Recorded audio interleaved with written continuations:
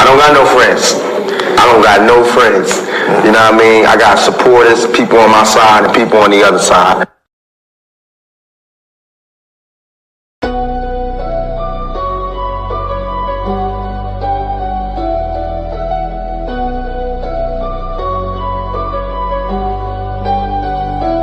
Welcome to the shift where the whole room blows. DMG vibes got the city on go. Stand on what you know, every mind gon' grow. Just you flat, I'm with you, let the whole world know. Paradigm light, yeah, we shine just right. Respect your view even if we don't align right. We can disagree and still keep the love tight. DMG family, we elevate the mind right. This that channel that be talking back, energy attack. Iron sharp as iron, watch the whole league react. Competition in the building, better tighten up your facts. We ain't clones, but we still mirror how you crack under impact. Every debater work hard, spot a weak, rep fast. You live wrong, paradigm shift, and break your stance. I'm the judge, the jury, the pen, the contrast. My bars hit always like a quadruple, buying title shift, where the whole room glow. DMG vibes got the city on go. Stand on what you know, every mind gon' grow. If you black, I'm with you, let the whole world know. Paradigm light, yeah, we shine just right. Respect your view, even if we don't all align right. We can disagree and still keep the love tight. DMG family, we elevate the mind right. We invite every mind, long as you stand on yours. Walking with respect, leave with open doors. Channel stay lit, views jumping off from boards. STL bounce, yeah, the spy from the source. Competitors, welcome, step up, don't fold. We don't fit pressure, we refine under low. Thoughts heavy, we press them till the truth gets told. Shift so clean, it feel platinum even when it's gold. Come through correct, bring your logic and your proof. Speak your truth, just don't run from the truth. We debate with grace, that's the paradigm groove. Flow so smooth, even turbulence move. Welcome to the shift where the whole room go. DMG vibes got the city on go. Stand on what you know, every mind gon' grow. If you black, I'm with you, let the whole world know. Paradigm light, yeah, we shine just right. Respect your view, even if we don't align right. We can disagree and still keep the love tight. DMG family, we elevate the mind right. Where the whole room go. DMG vibes got the city on go. Stand on what you know, every mind gon' know. If you black, I'm with you, let the whole world know. Paradigm light, yeah, we shine just right. Respect your view, even if we don't align right. We can disagree and still keep the love tight. DMG family, we elevate the mind right. Welcome to the shift. DMG vibes got the city on go. Welcome to the shift. Stand on what you know, every mind gon' grow. Welcome to the shift. If you black, I'm with you, with you, black, I'm with you. Welcome to the shift. We can disagree and still keep the love tight. Welcome to the shift. DMG family, we elevate the mind right. Welcome to the shift. DMG vibe, got the city on low. Put paradigm shift T304.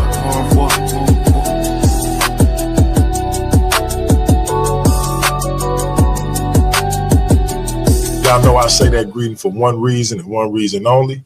It's because if you black, I'm with you.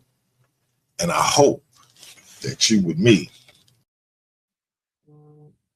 Hey, welcome to Paradigm Shift TV 314. This is your brother, DMG the Poet, a.k.a. Brother Pianki, also known as the infamous DMG. And we are back with a banger. This is part 3. Is Islam the black man's religion? Was Fard Muhammad a white man? But before we get into our spiel with the great Elder Yarah, a.k.a. the Black Sage, y'all know I got to do my spiel. Let me say God bless to all my Christian brothers and sisters. Let me say Hotep to all my Kemetic brothers and sisters. Let me say Shalom to all my Israelite brothers and sisters. Assalamu alaikum to all my brothers and sisters in the NOI. I want to say peace to all my brothers and sisters in the nation of gods and earth, them 5 percenters. Let me say Islam to all my Moorish brothers and sisters. I want to say what's up to all my atheist brothers and sisters. Shout out to all my Abo brothers and sisters. big salute to all my roster brothers and sisters. I want to say what's up to all my old WASPy brothers and sisters. Create a gang. Last and certainly not least, I want to say jumbo to all the rest of my brothers and sisters all throughout the African diaspora, be it here in the wilderness of the United States of America or beyond. Y'all know I say that greeting for one reason and one reason only. It's because if you're Black, I'm with you. Like hear me say in the song, our different ideologies should not keep us from uniting. We can have unity without uniformity. And last and certainly not least, we can disagree without being disrespectfully disagreeable. With that being said, my man, Black Sage, please reintroduce yourself to the Paradigm Shift TV 314 audience and let the people know what you got cooking. No doubt. First of all, giving all praise to the God of Abraham, Isaac, and Jacob, to our ancestors, to Yeshua Mashiach, who showed us how to walk out the Torah circumspectly. Hey, man, shout out to DMG, man, for making this possible. Shout out to our good brother Khalil Shabazz, who agreed to sort of have this debate or discussion or exchange, as we put it now. We had to tweak it a little bit, from our brother, but it's all good. Like I said, if I was him, I would have done the same thing. So at the end of the day, man, I'm just going to present my information, and then I think our good brother's going to come on at a later date, and then I guess kind of do a rebuttal or something like that, because this is the topic that we're talking about today that he posited. He wanted to challenge me on after last week. My last presentation last week, I believe a week before ago, was Master Farrar Muhammad, an actual Caucasian or white man. So that was the debate challenge he put out there. And so this is me addressing it. I'm going to take the affirmative position. And so then he'll take the negative position on this particular topic. And so he should follow behind me on this one. So I'm cool with it, right? So let's really get with it, man. I'm going to get right into it. Let me give some shout outs, man, to my good brother Yahoo, man. Yukanan, I see you in the chat, fam. More, man, he's an intelligent Israelite brother, man. Great in understanding and anthropology, sociology, dealing with the ancient language, man, in Israel. So a good, solid brother, man. I learned from this brother a lot. So shout out to him, man, and his family. Shout out to my beautiful sister Mika. I see her in the chat as well. Peace and blessing to anybody else that's tuning in. Shout out to KOT in the New Torah movement. Shout out to him as well. Shout out to everybody, man, who's tuning in, man, on the on Yarah's Black Sage channel. Man, let's get it in. Please like, share, and subscribe if you haven't. But let's get to it, man. I got somewhere to be. So no doubt. Hey, so me and Elder Yarah vibe on a lot of things, but number one is our obligation to our queens. He trying to get back to his, and I'm trying to get back to mine. Hey, Yahoo, and I hope I said the brother name correctly. Yahoo, I'm gonna put my email in the chat, brother. Hit me up, man. I want to get you on for an interview, presentation, whatever you want to do. But my email is in the chat. Yeah. Very, very powerful brother, man. And like I said, hey man, it's all good. So I want to share my screen if you don't mind, man. If you have anything else, man, I want to get into it. Hey, shout out to the moderators. Shout out to everybody in the chat. We appreciate you. And let's continue to get this thing popping, man. Yeah. And I want to say to my good brother Shabazz, Assalamu alaikum, this is not a personal attack on the brother. This is not a personal attack. I don't know him personally, right? This is strictly about the information. So, but we're going to deal with it, and we're going to deal with it in the way that hopefully our people, and this is why this is important. I want to say this, right? That's why I say the Most High know everything, right? The war that we're involved in this country between America and Iran, please believe me, a lot of people think that this is Israelite Christian versus Islam and Muslim. This is not what's going on. This is not what this war is about, right? This war is not about these differences in ideologies when it comes to belief systems. This war is one of global control. At the end of the day, this is still the white man fighting over control of this planet and who's going to be on the top, right? So this has to do with money. This has to do with New World Order. This has to do with who's going to control the masses, right? And so that's what we're seeing. But you had a lot of people who want to make this a religious war. This is not a religious war. This is not what we read in the book of Revelation, where people want to try to put all this stuff together and they want to do all these different shows and say, see, they're going to destroy the Temple Mount so they can come and build the third temple and all of that. Listen, there's a time and a place for all of those things to happen and to occur in some retrospect. It's my belief some of these things have already taken place, but there's neither here nor there. That's another discussion. But I want to say to our people, don't let this take you from whatever your square is.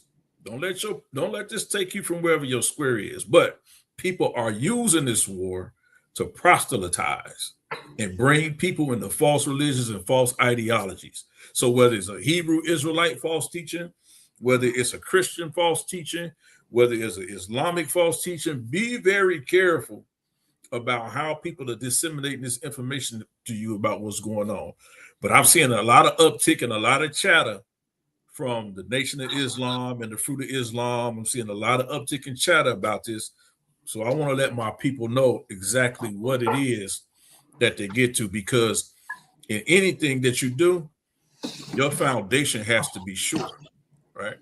So if you're building on a false premise and building on a false foundation, then your house is as sinking sand. It's going to fall. It's not going to stand, right? So you need to have a solid foundation and understanding of what it is that you're being taught or you're leaning towards is actually a solid foundation. So that's why I'm doing these presentations and these teachings. Y'all understand that? So this is not a personal attack on my good brother Shabazz. I don't know him from a can of paint. I don't. But what I do know is that people use things going on in the world today to try to persuade people, or push them into an ideology or belief system that won't serve you in the long run. So let's get into it, man. Yes, sir.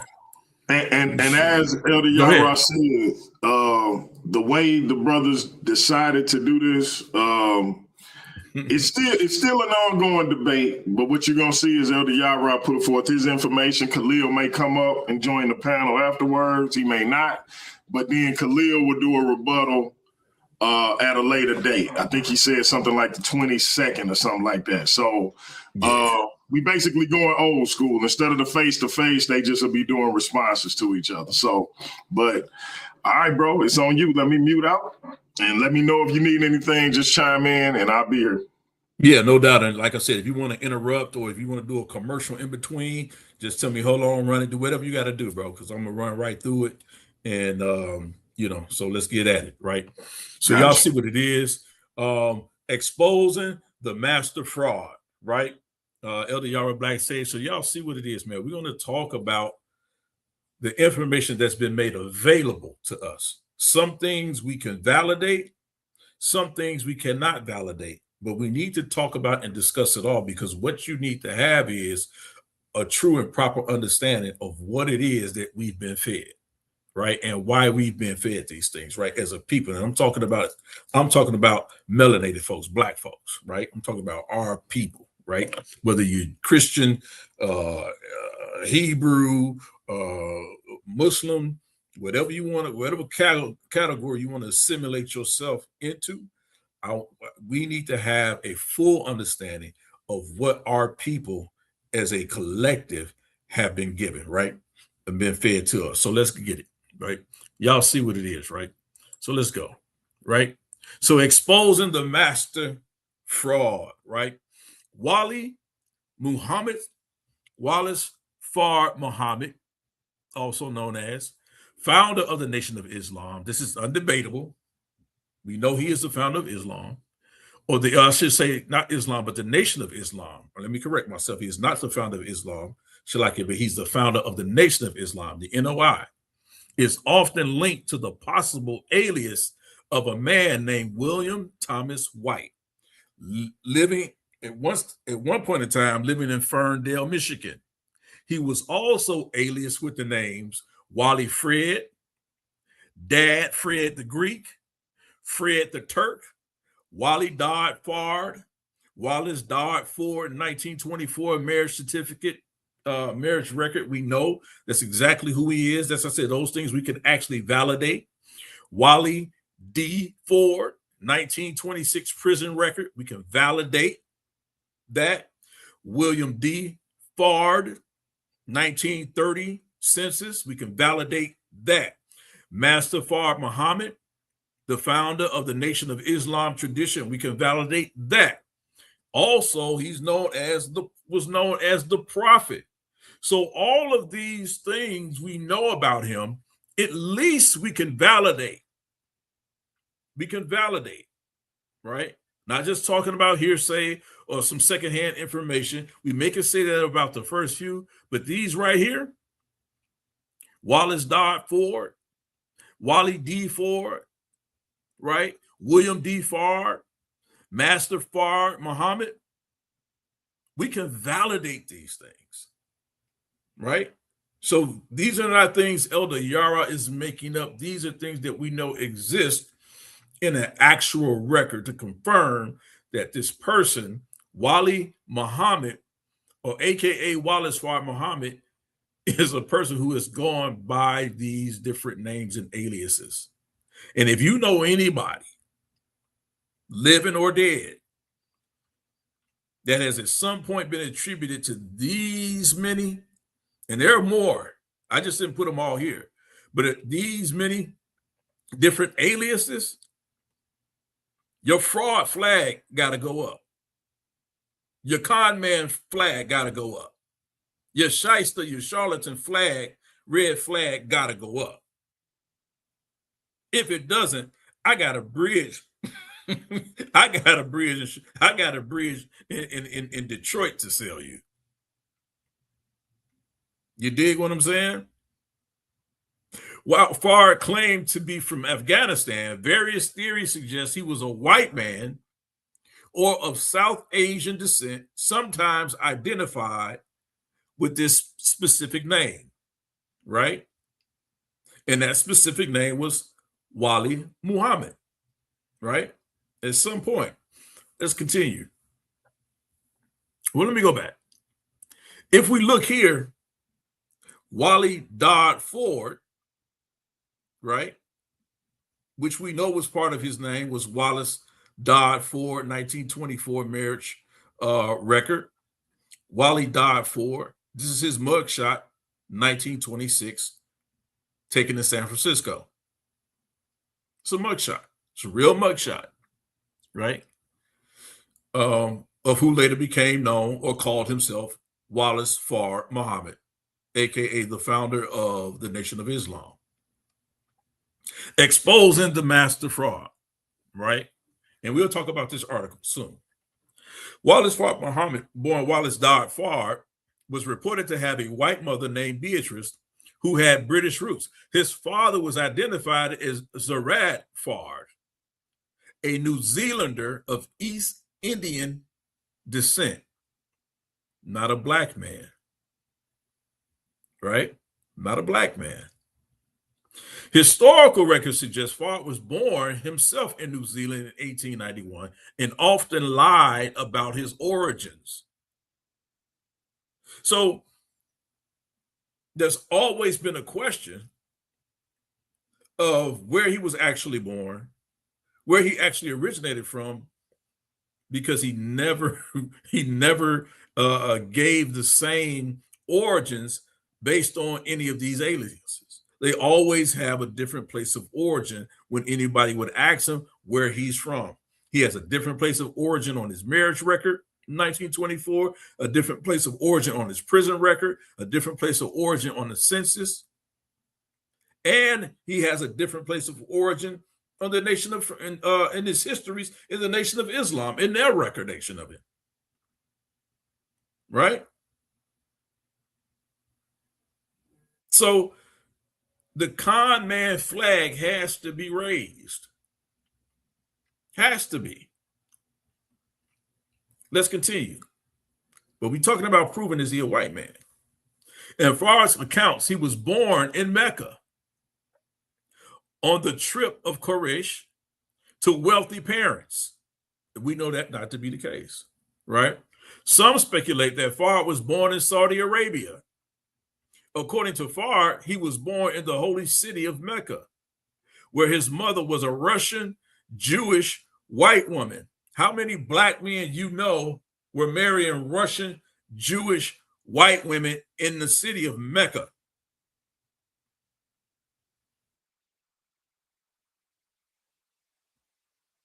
Right? Anywhere from between 1891 to 1913.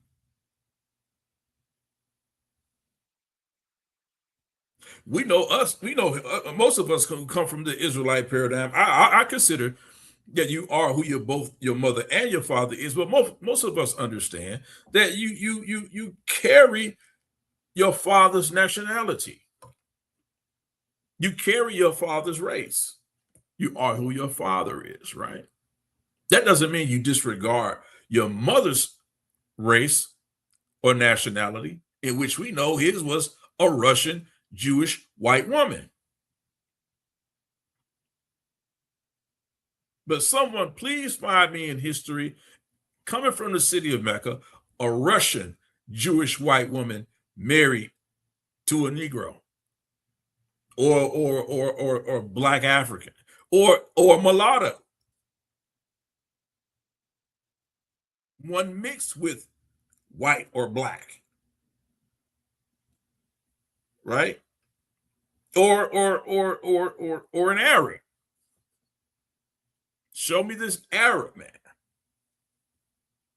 right? No one has seen a picture of Zarad Fard, who supposedly was his father of East Indian descent.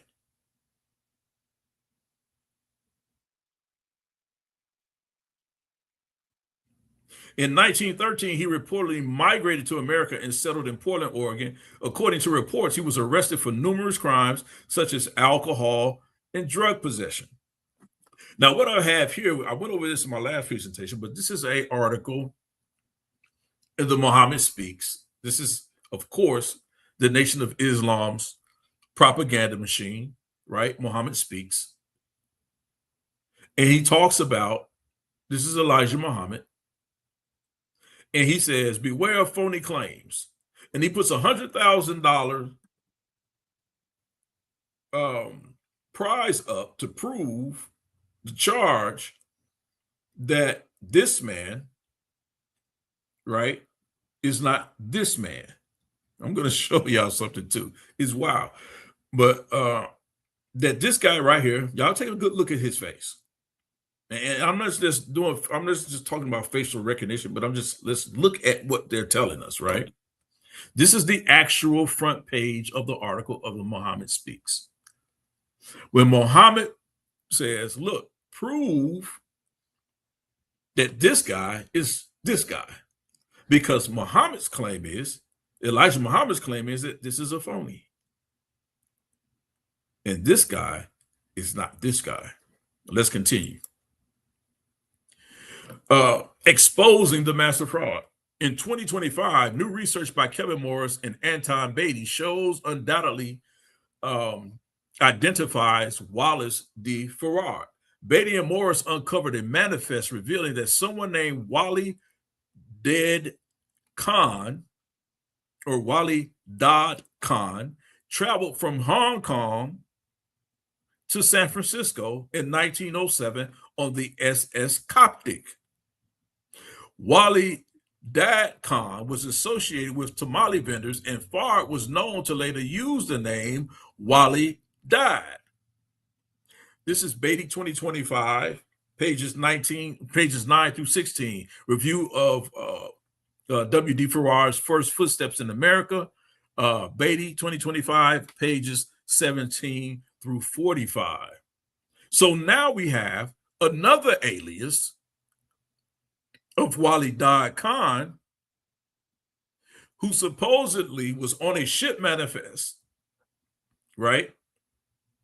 Whose name showed up there on this ship coming from the city of Hong Kong to San Francisco in 1907. This is important right here, right? Because we're going to validate this. We're going to validate this, that this guy, Wali Khan, is Master Farad Muhammad, or becomes later known as Wali Farad Muhammad. Watch this. And so if you look over here, in 1907, the Essex Coptic was built in 1881. It operated under the White Star Line, opening in a new service from Southampton via Cherbourg to New York. This historic vessel, known for her earlier Pacific service, was part of a fleet transition during that period, right? So we know that this ship was at sail during this time, right? But we're still going to validate this manifest, right? Let's continue. In 1913, he reportedly migrated to America and settled in Portland, Oregon. According to reports, he was arrested for numerous crimes, such as alcohol and drug possession. That's this guy, clearly right here, who I'm going to show and prove that it's this guy. The same one Elijah Muhammad says that it wasn't, and offered up this phony $100,000 reward for that he was never going to pay. But watch this. We're going to watch this, right? So in 1926, it was recorded that Fard himself served a prison sentence in San Quentin Correctional Facility. After his release, he moved to Detroit, Michigan on July 4, 1930.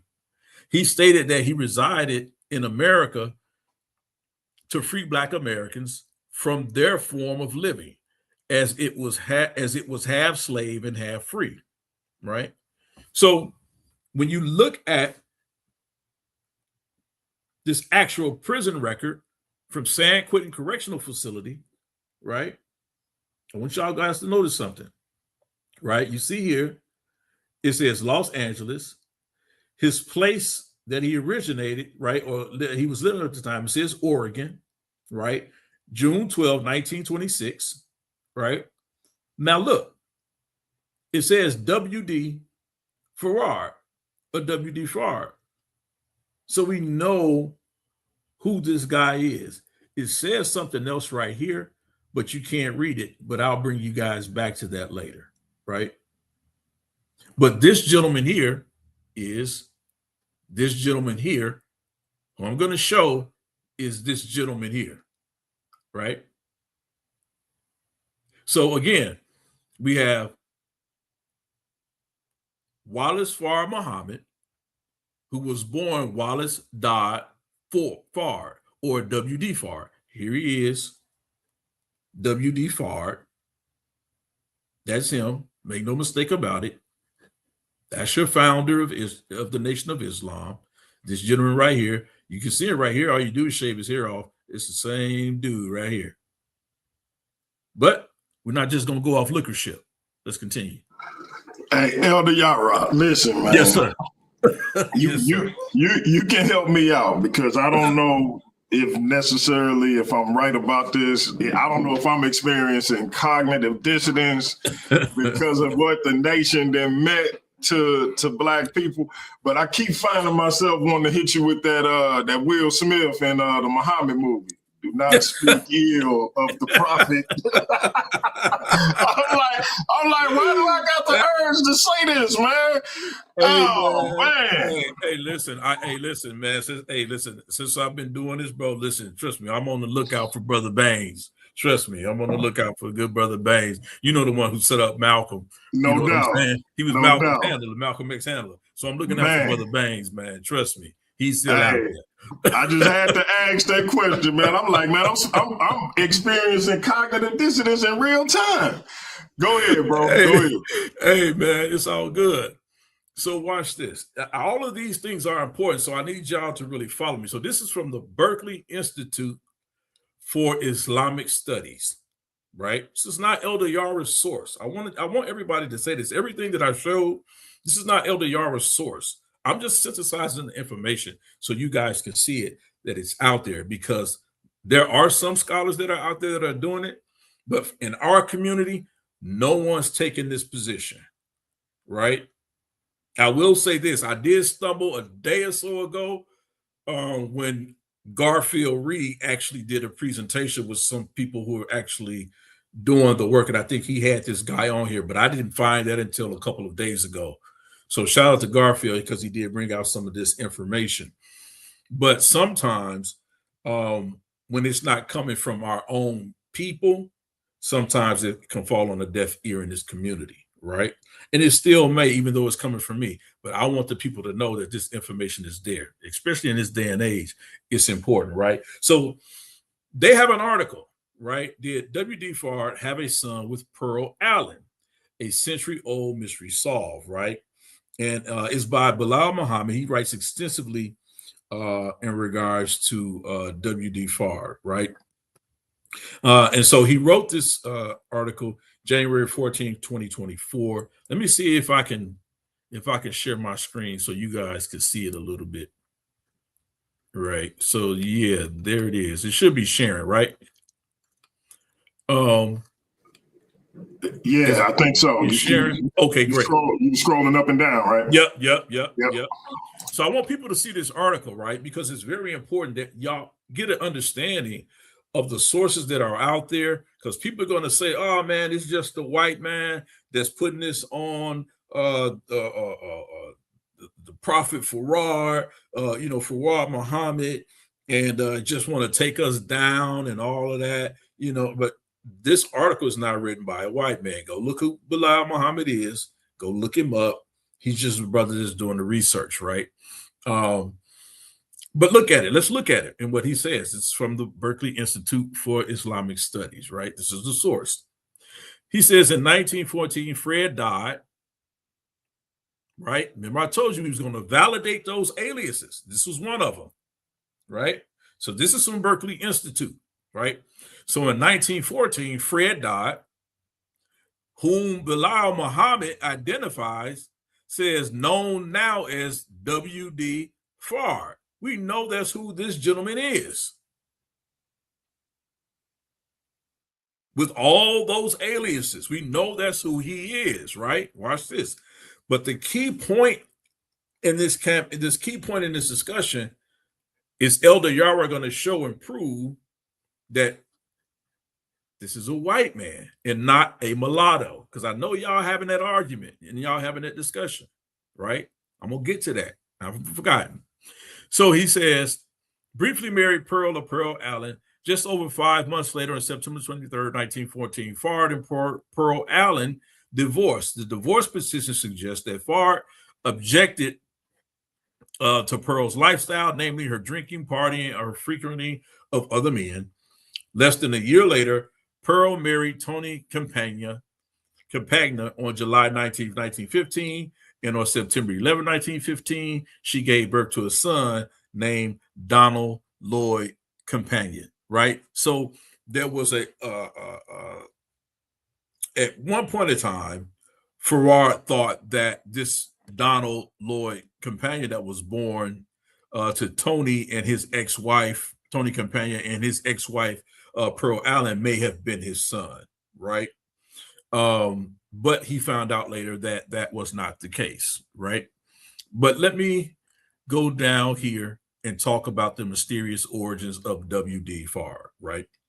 It says, for a Nation of Islam adherents, W.D. Fard, known to them as Master Fard Muhammad, was from Mecca, Arabia. His father said to have been a black-skinned man, and his mother was said to have been a white-skinned woman.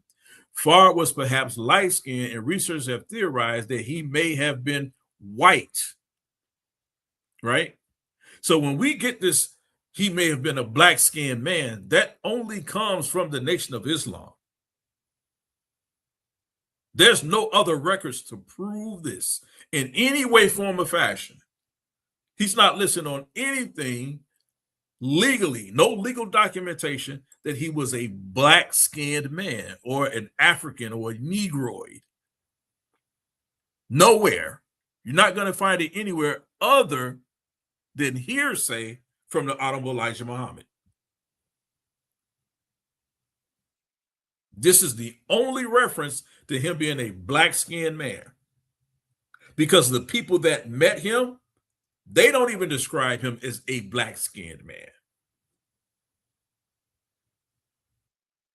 They say he looked Pakistani or he looked like a white man.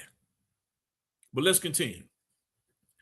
Farr was perhaps light-skinned, and researchers have theorized that he may have been white. He may have been white, a New Zealander, Arabian, Persian, Turkish, Syrian, Syrian, Indian, Afghan, Greek, Jewish, Jamaican, Bosnian, Algerian, Albanian, and African American. And if he was an African American, we would have called him a mulatto. But there's no evidence of any of that, right? What complicates things is that Farr covered his tracks well, giving different origin stories to different people, and he would eventually disappear without a trace in 1934. Maybe he did actually get on that mother plane, but I won't do that. The extent, I'll show you where he wasn't. But the extent photographs of Farr also make him appear racially ambiguous. In other words, because of his actual complexion in the photographs that we have of him, you couldn't tell if he was a white man or a mulatto. But they knew when he wasn't a black-skinned man. We know the photographs don't give us any of that.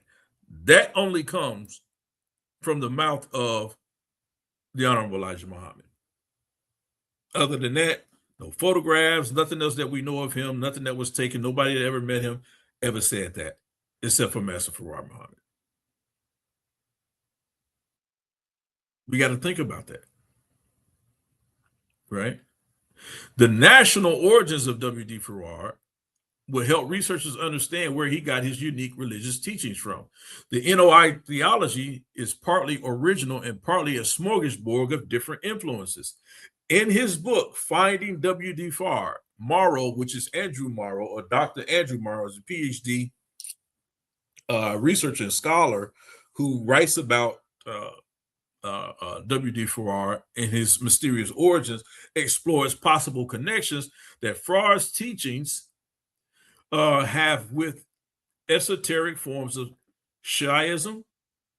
However, even if this was the case, does that definitely prove that Farrar came from a Shia Muslim or Alawites or Ismailia or Druze or Al-Haq part of the world? Or could it be that Farrar found these doctrines during his sojourn in America in the same way that he studied the Jehovah's Witness? Because at one point we know he was listed as a Jehovah's Witness. Researchers also have no consensus on Farrar's intentions. Excuse me. On Farrar's intentions. Was he a con man? Was he an agent? COINTELPRO? Right? Trying to stir schisms or divisions and dissent? Or was he genuinely calling people to salvation? None who directly heard W.D. Farrar preach ever noted an identifiable accent. According to a 1935 article in the Chicago Daily Tribune, Farrar may have known Arabic. Elijah Muhammad claimed that Farrar's Arabic handwriting was masterful, and his son Akbar Muhammad claimed to have seen Farrar's Arabic writing. In Binion's 1938 article, he says that Farrar read directly from an Arabic-only copy of the Quran. Somebody please tell me, from the time that we know he was in San Francisco to the time he was in San Quentin, which he probably could have learned because he was there about 3 or 4 years. He could have learned Arabic while in prison in San Quentin. He ain't got nothing else to do but time to read. So it's possible he learned it there. But in 2013, researcher Paul Guthrie sent Bilal Muhammad, this author of this article, a copy of 2 Nation of Islam membership cards issued by Fard in Detroit in 1932. He told me that they were taken at NOI exhibit. They include Arabic handwriting, purportedly from Fard, which may be the best extant physical evidence. However, several languages use Arabic script, and we cannot be sure that these samples were written directly by W.D. Fard, right? So here they are. Y'all can take a good look at them, right? Y'all can take a good look at them, right? And this is the Arabic handwriting that they're talking about right here, right? Let's go down a little further. Here's another card, more Arabic writing that they claim Farrar actually wrote himself, right? So it's important that I show y'all this article because I'm going to show y'all something else later on. It's going to trip you out. It says Malaya learned from her grandfather that Pearl was originally from Bly, Oregon. So let me go back up, right?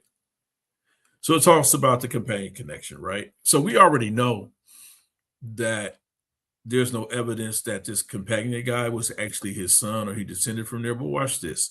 As Morrow notes in his book, there's detailed information about the descendants of Donald L. Campagna, and many of these individuals are still alive.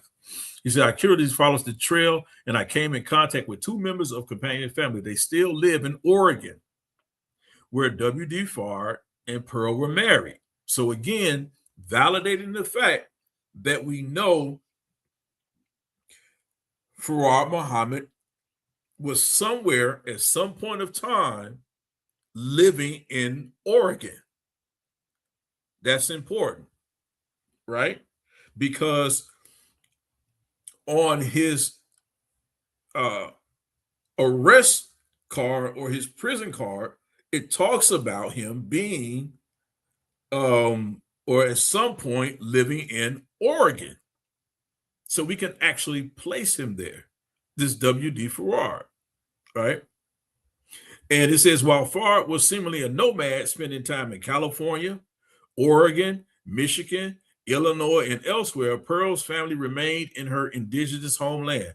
They lived in Colquhoun in Klamath Falls. He says, my main contact, Malaya Campagna, is the great-granddaughter of Donald Lloyd Campagna, who had been the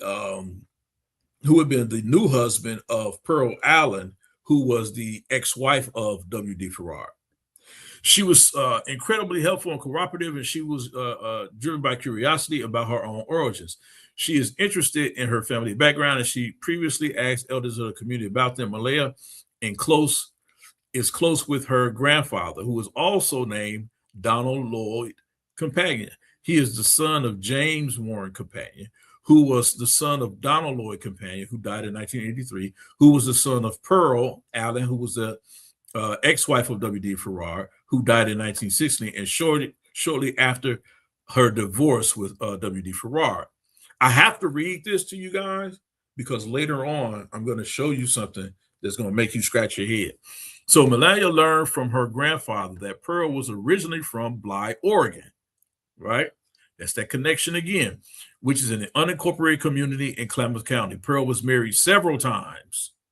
And according to Malaya's grandfather, Pearl would still party and frequent different men while she was married. Malaya told me that alcoholism runs in her family, which corroborates with the information in Farrar's divorce petition. According to Malaya, her family is unsure of the identity of the biological father of the deceased John Lloyd Campagna. So now there's a question, according to their family, of the biology, or who's the biological father of Donald Lloyd Campagna, which Farrar thought was his son, or could have been his son. The latter siblings were apparently adopted out, and they go by different names. Malaya had read briefly about a W.D. Fard, but she did not know that he was the founder of a modern religion. I spoke to her about Fard, my research and his relevance to civil rights and Black history. Through her grandfather, Malaya kindly sent me the following 2 pictures of the original Donald Lloyd Companion, the son of Pearl Allen, who Wallace Farrar thought may have been his son. Now, why would he think that this man could have been his son? So you mean no dominant features, no dominant traits, nowhere. He thought that this man was his son. And here he is again, the same guy who he thought, Wallace Farrar thought that he was his son or could have been his son. And y'all remember this face because I'm going to show y'all something at the end of this presentation. Y'all remember his face, right? Please just remember his face, right? So for comparison purposes, here are the police mugshots and Detroit Free Press photos of W.D. Farr, right? Now, y'all can look at these pictures. This is him when he's arrested in San Francisco. This is him, his head shaved. He's still in prison in San Quentin, right? But we do know that this guy is W.D. Farr. We know that. We know that's who this is, right? And if you look at this side profile here, remember this? The younger profile picture that everyone shows, that the Nation of Islam always shows of Wallace D. Farrar, that side profile. Remember, they only show that side profile of him.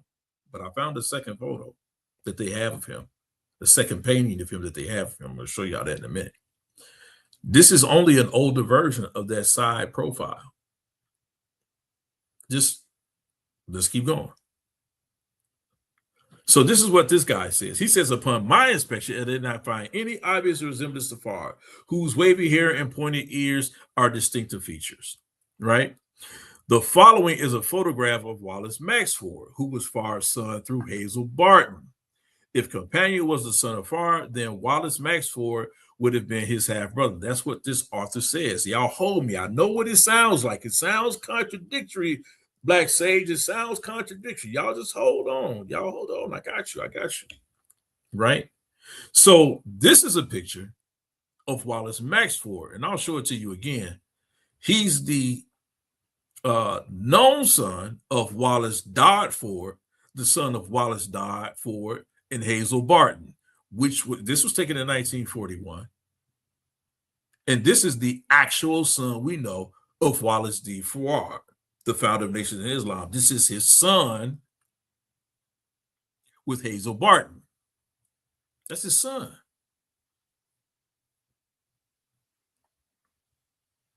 That's his son. Now, either he has the weakest genes ever,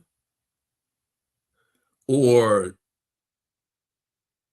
the mother or here, Hazel Barton and Pearl Allen's genes are so much more stronger than Wallace D. Farrar that none of these look like possible Black men.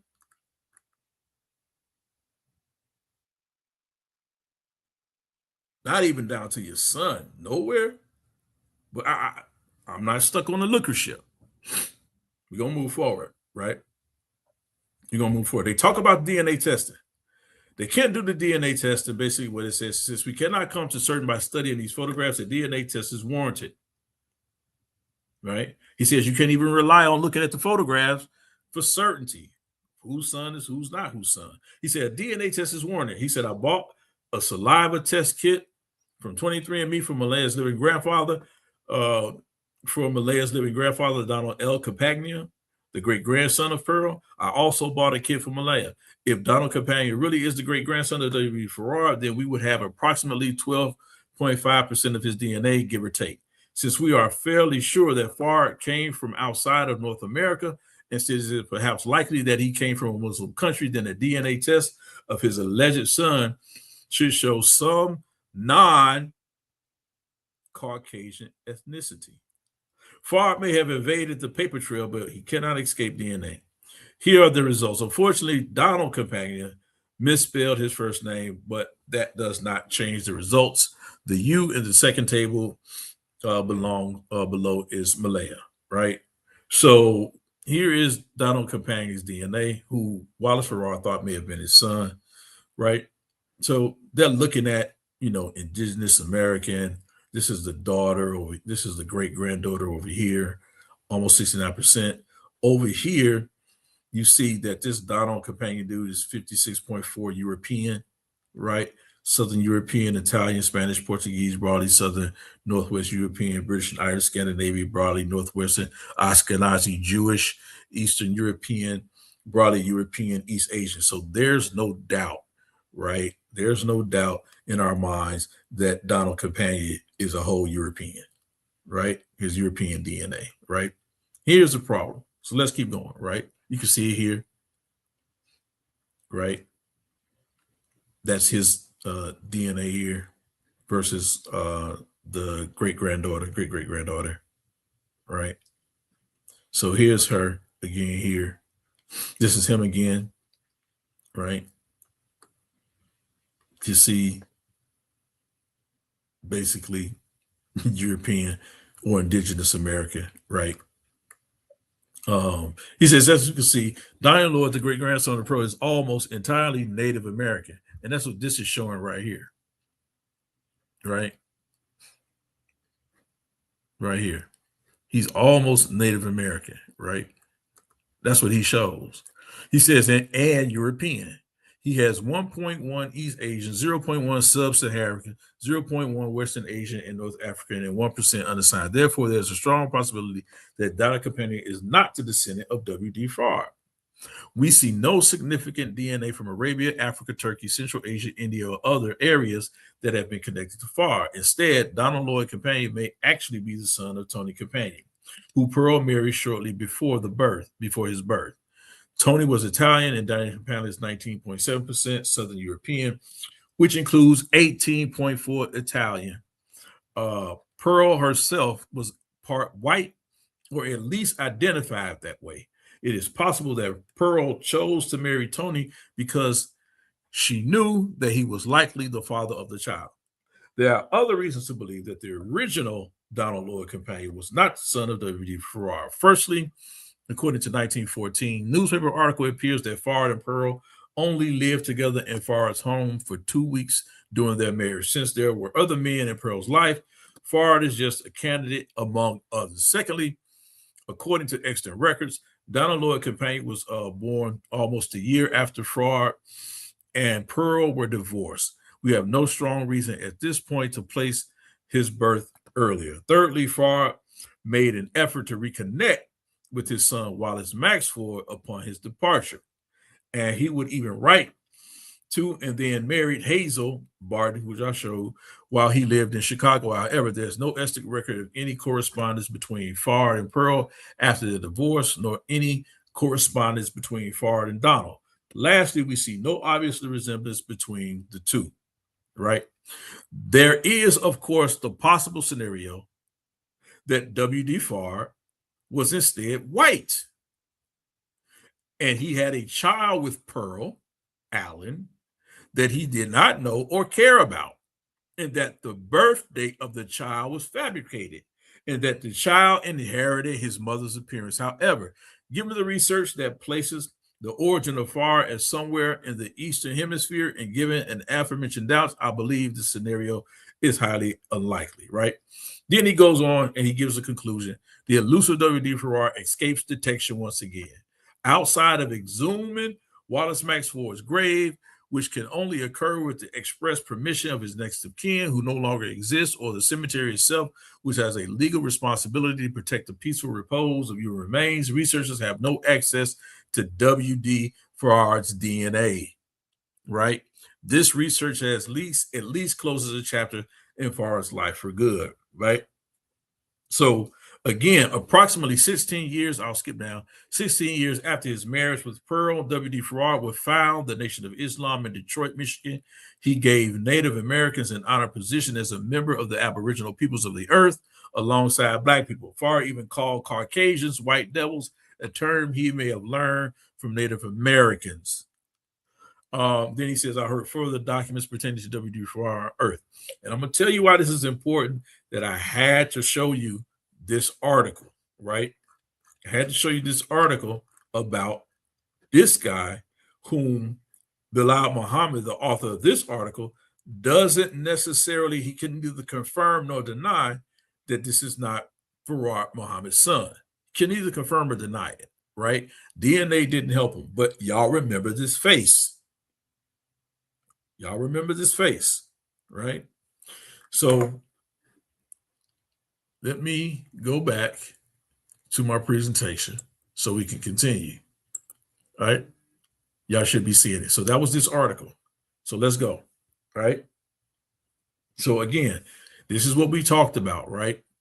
Did he have a son? So here you can see, again, this is W.D. Farrar. We know that he was living in Oregon. Here it is here, right? We talked about that. Let's continue, right? This is a picture of, I think this is Hazel Barton, right? In roughly 1920, she married Wally Ford, aka Fred Dodd, aka Wallace Farrar, right? You can see that in Bailey, Anton, and Kevin Moore's W.D. Farrar's, right, First Footsteps in America, The Trial in Oregon, USA, W.D. Farrar Research Society, 2025. Morrow, or John Andrew Morrow and Bilal Muhammad, right? I just read from Bilal Muhammad's article, W.D. Farrar, the man, the mystery and the myth behind the Nation of Islam. These are where the sources come from. In 1925, it says Miss Hazel Barton, age 30, of 4522 Tolan War, Eagle Rock, was arrested for bootlegging. Prohibition officers arrested her at her home on Sunday and found a cache of 90 gallons of mash, a gallon of alcohol, and a fine steel in full operation. Barton was arraigned, was pending bail. See the Los Angeles Evening Post record, Monday, January 26, 1925, page 9. C. Beatty, Anton, and Kevin Morris. W.D. Farrar's first, that's the book here that I mentioned up here, so that's what this is, right?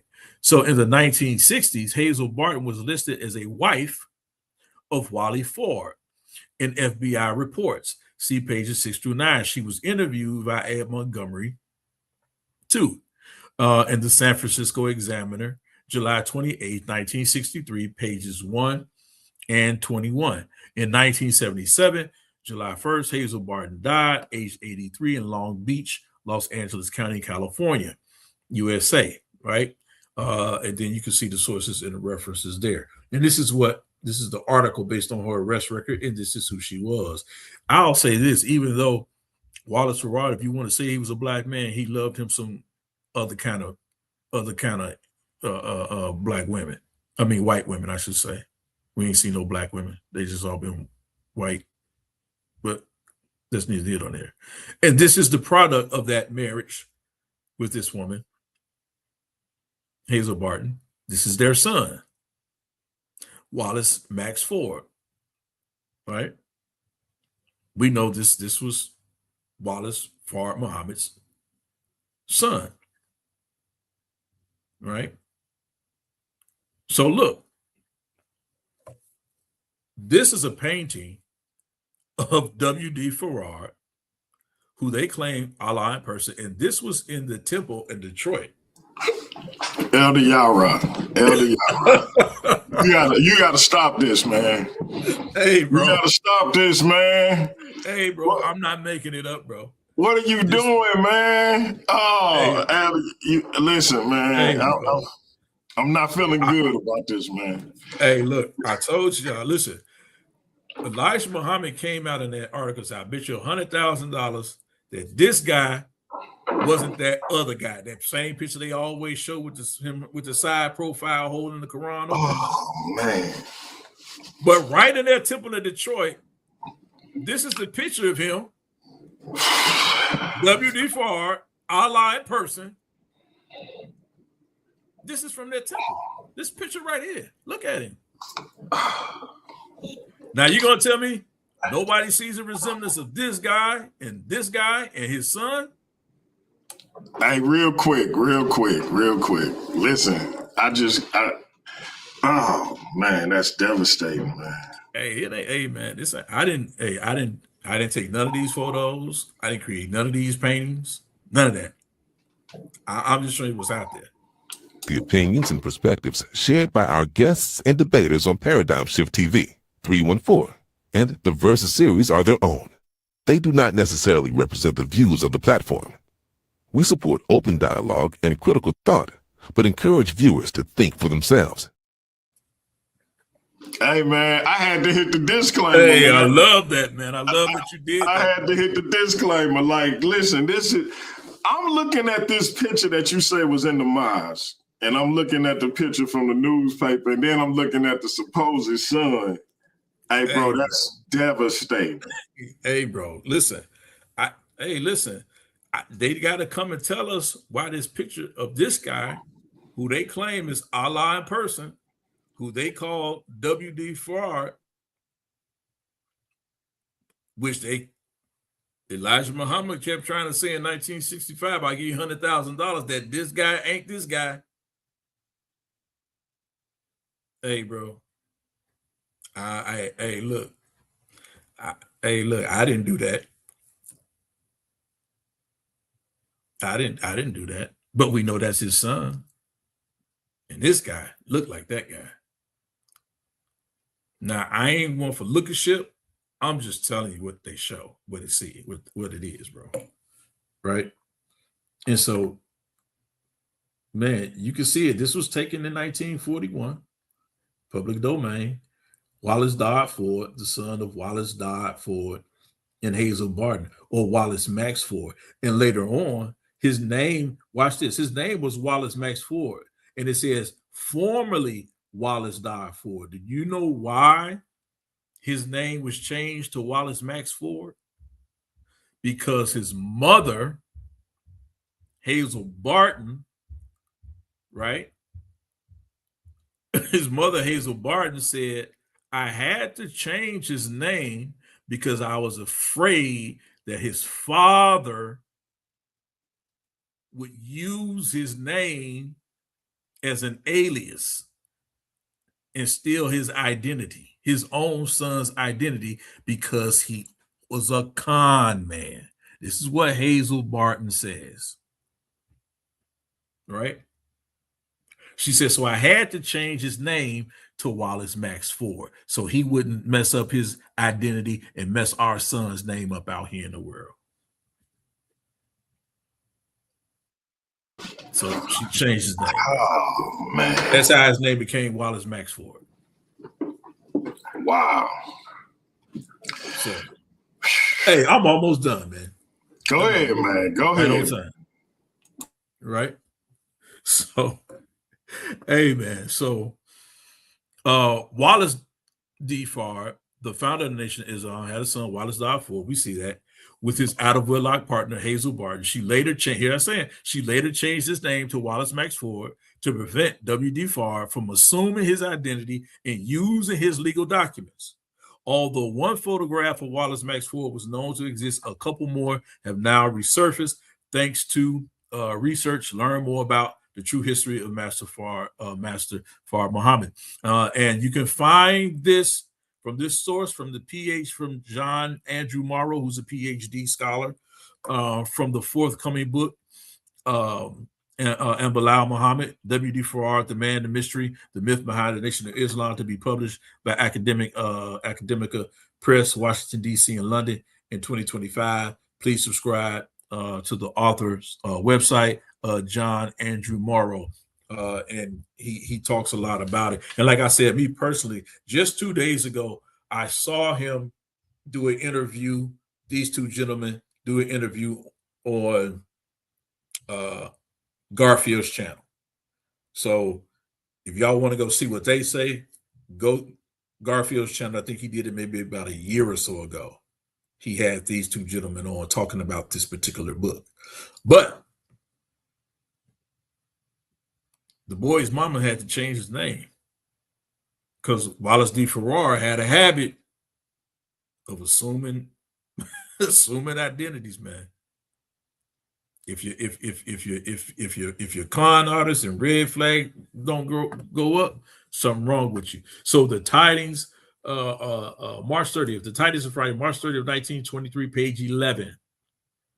Mr. and Mrs. Wally Ford and their son Wallace are mentioned in the tidings newspaper. Now, this is a newspaper, right? Watch this. And I'm just connecting these two to verify it, right? Because we got to verify information. So here's a newspaper article, not just somebody giving a quote. Let's tie it together, right?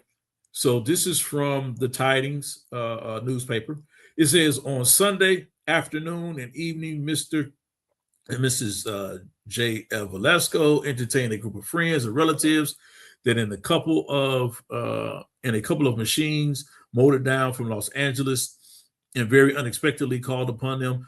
Those forming the party were Mr. and Mrs. Wally Ford and their son Wallace, Mr. and Mrs. Thomas E. Woods and son Mr. and Mrs. E.J. McDonald, Velasco Jr., and so on, Bobby McDonald. It says the McDonald couples, both seniors and juniors, are members of St. Mary's Church in Los Angeles and sang some beautiful religious music while at the Velasco's home. Wow, this is important because now we know that Wally Ford, Mr. and Mrs. Wally Ford, and their son Wallace did exist outside of this source. They did exist. Here they are mentioned in this news article here, right? And this is how you verify that these people actually existed and they had a connection to each other. And if you go back, let me see if I can do it real quick. I want to show y'all something. Right here. Remember that article mentioned that they were from Los Angeles? Here's Wallace Ford again, Los Angeles on his arrest record, and also Oregon. So we know he's been placed in both these places where we know this article says that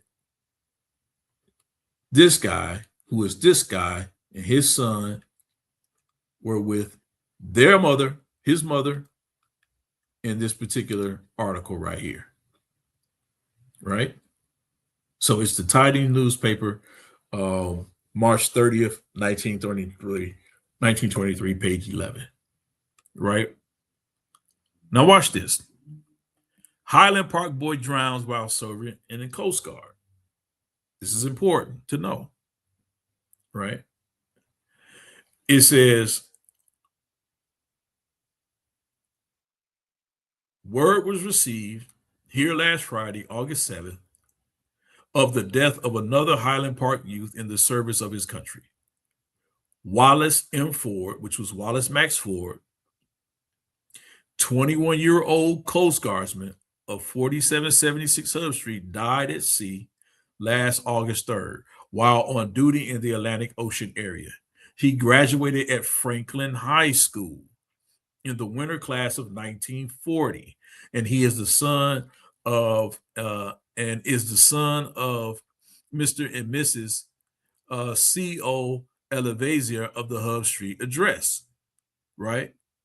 Now, ask yourself again, how is Wallace M. Ford the son of Mr. and Mrs.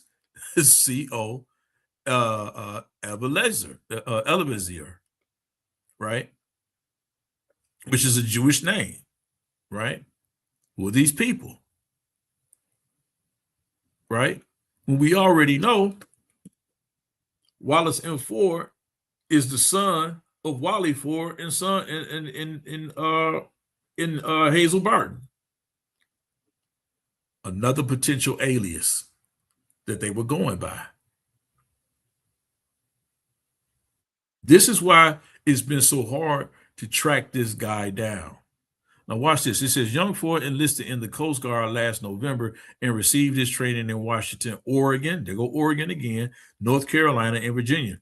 At the time of his death, which is believed to have been by drowning, he had a rating of seaman second class while attending Franklin. Ford was a member of the school's ROTC unit and was prominent in school activities. With his death, the Highland Park and North Los Angeles communities now have 24 men and one young lady in the casualty list, 11 dead, 2 wounded, and 11 missing. Again, connection, Highland Park Highland Park, northeast Los Angeles.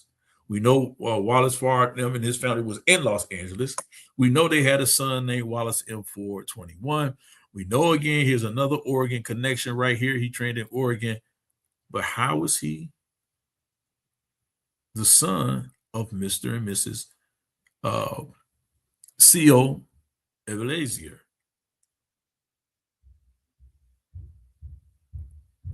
Another alias. Watch this.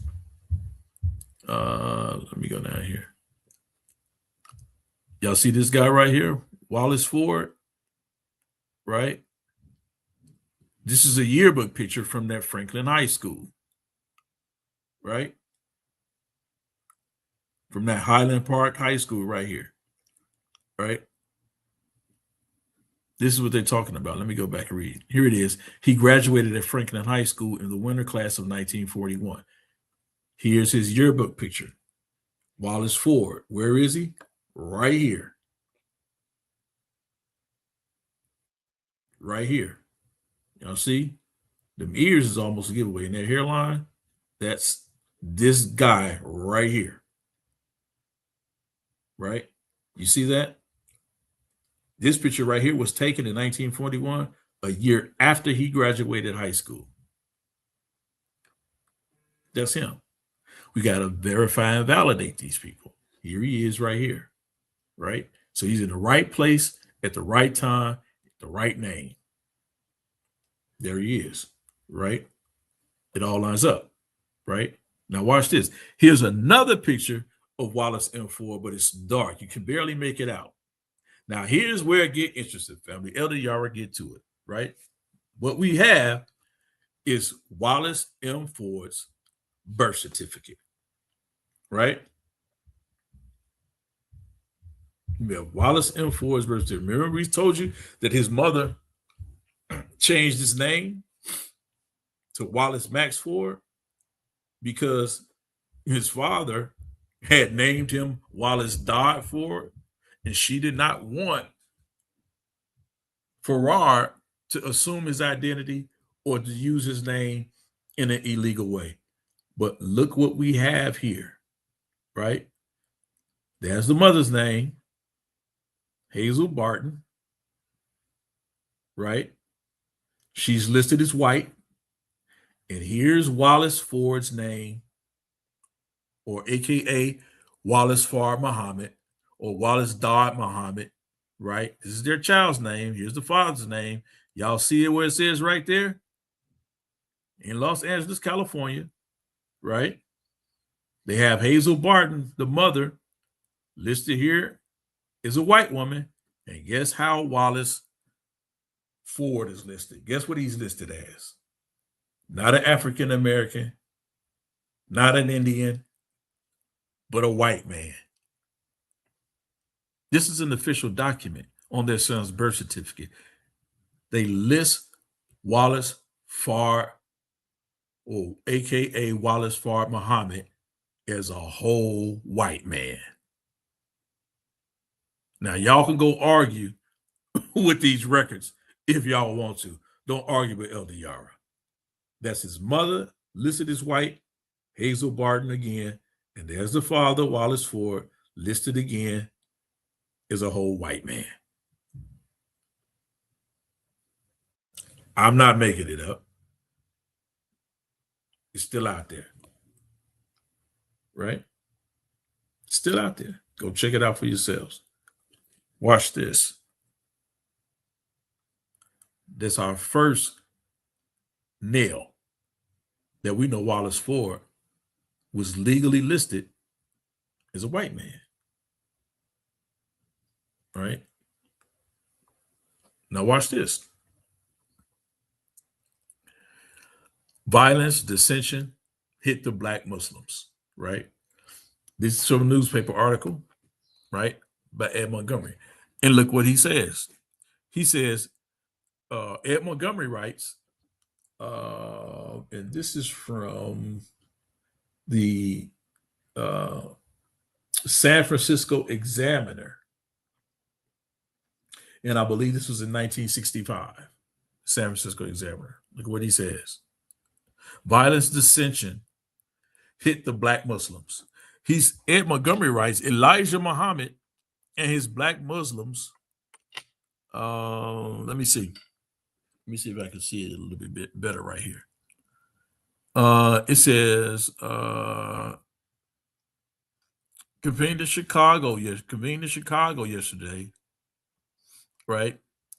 For the birthday of Wallace Farrar, a white man who posed as a Negro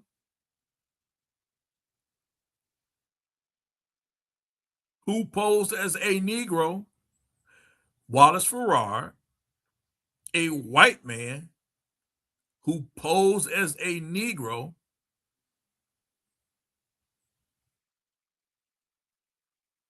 right? And founding a black supremacy cult in 1931, I should say. Not 1901, but 1931. They're talking about the Nation of Islam. That's not Elder Yarah's information.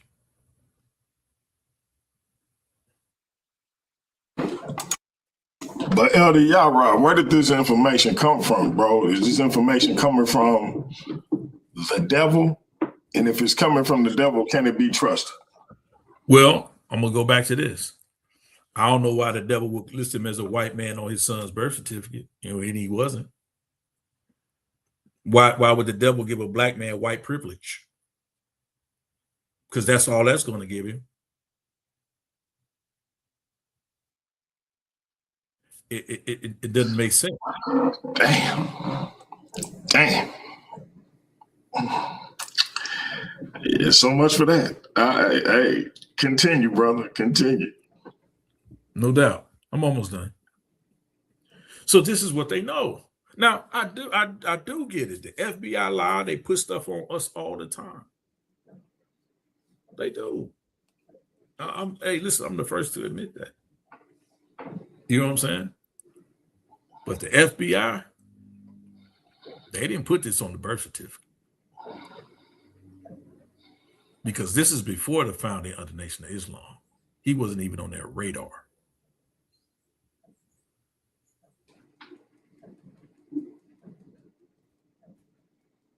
When his son was born, Wallace died Ford and had his name, and his mom changed his name to Wallace M. Ford. He wasn't even on their radar at this time when he was born. This right here says the father was what I think he said may have been 28, and the mother was 25 at the time. I think that's it. But they're both listed as white on their son's birth certificate. Why would they do that? Don't make sense. Unless he was actually a white man. And here we go again. Another corroborating story. He's a white man. Let's continue. And this is it here. I just put it up so y'all can really see it, right? So I can read it really good. So this is what I just read from right here. But I just wanted to make it bigger so y'all can see it. So this is from the San Francisco Examiner, Sunday, February 28, 1965. That's what I'm reading from. And I'm reading again. He said, Elijah Muhammad and his black Muslims convened in Chicago yesterday to observe the birthday of Wallace Farrar, a white man who posed as a Negro in founding the black supremacy cult in 1931. That's all he says. And look, and if you read through this article, he ain't even going in on black folks. He just said, hey, look, this is what they doing.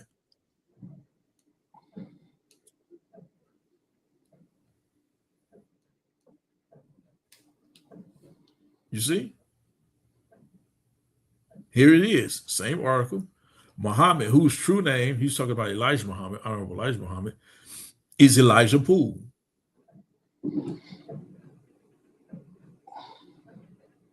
And I ain't gonna even go into that, but it says alias Galen Bogans first met Farrar on a street corner in Detroit in 1931. See, most people only know Elijah Poole as the Honorable Elijah Muhammad, but he also had an alias that he went by, and his Honorable Elijah Muhammad was also known as Galen Bogans. Hey, man, I'm going to leave this alone because that's not my argument here. It says he met Farrar on a street corner in Detroit in 1931. Farrar, then known as Ford, was itinerant, turban-clad silk peddler. He wore a turban by day and the leader of a voodoo doll cult by night. How do we know that to have been substantiated?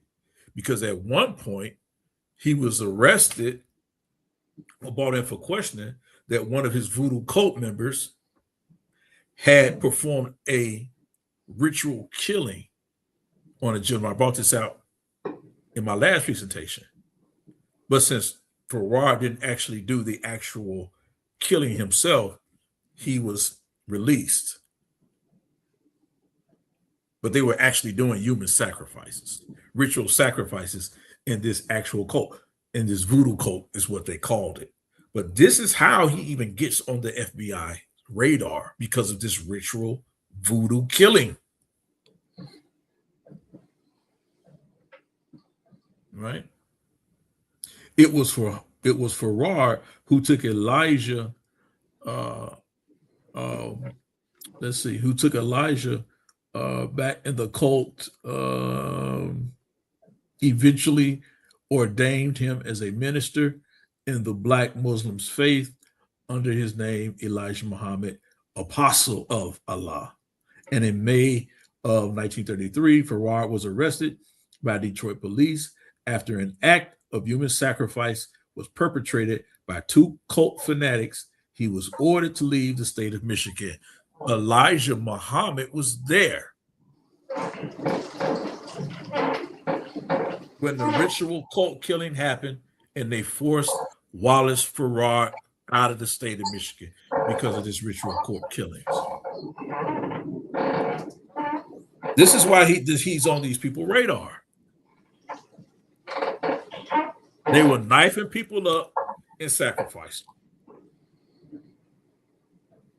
This ain't Yarah's information. Y'all can say the FBI created this and made this up, and they got a dead body. They know the name of the victims, yo. Y'all pay attention to, man, of the foundations of the stuff y'all be trying to rest y'all head on. All right. Let's continue. Hey, Elder Yarah, you remember that intro to the Don Illuminati, the Machiavelli album? Yep. When he say, yeah. Why did y'all get this started? Why did y'all get this man started, man? Hey, bro. Hey, man. I'm just telling you what the information is, bro. And then again, they come back again. This is another part of that same article. The guy, he continues on, but he talks about, this is the front page, July 28, 1963. This again from the San Francisco Examiner, Black Muslim Fake, right? So here, this is Elijah Muhammad, right? He has an assistant here, and he's sitting in front, in the background. This is a portrait of Wallace Farrar, right? Whom Elijah Muhammad is now teaching that he is Allah in person. That he is actually Allah on earth. Right? So here, they go in this article. Y'all can look it up. Y'all can still read it. They talk about how it says, British father says he is not a Negro. He is a white man masquerading as a Negro. His true name is Wallace Dodd. He was born in New Zealand in February 19 01. His father was British, living in New Zealand via Australia, right? We know who he is. It's a white man. Again, there's nothing but the word of this man that ever says that he was a black-skinned man. And if I'm looking at him and you and I looking at him, it wasn't that dark. That don't mean he couldn't have been a mulatto. But ain't too many of us saying that's a black-skinned man. That's a black-skinned man. Cool. That's a black-skinned man for sure. But ain't too many of us saying that's a black-skinned man. Although it could be. Ain't too many of us saying that. Thurgood Marshall. Right? I get that. But no, there's no record of him being anything other than a white man. Not in this article, not in this article, not on his son's birth certificate. These are actual documents, validated documents listing Wallace Ford or Wallace Ford or Wallace Ford as a white man, aka Master Farrar Muhammad. Listing him as a white man, right? Let's continue. Let me show y'all something else. The Muslim prophet is an ex-white, is a white ex-con, right? So it says 5 years before he founded the black Muslim cult, Farrar, under the alias of Wally D. Ford, was booked by Los Angeles police for bootlegging. He was listed as a Caucasian born in New Zealand. And here's the arrest record. Here's the arrest card. And guess what? Here's the city, here's the state they say he lived in, Oregon. He was an American, Oregon. And guess what? Guess what? They still list him as a white man. Y'all see that? They still list him as a white man.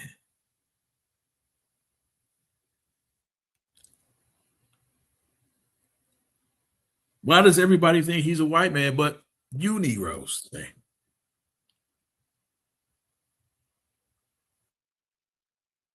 There he is, Wally D. Ford. It's a white man. There it is. Get a good look.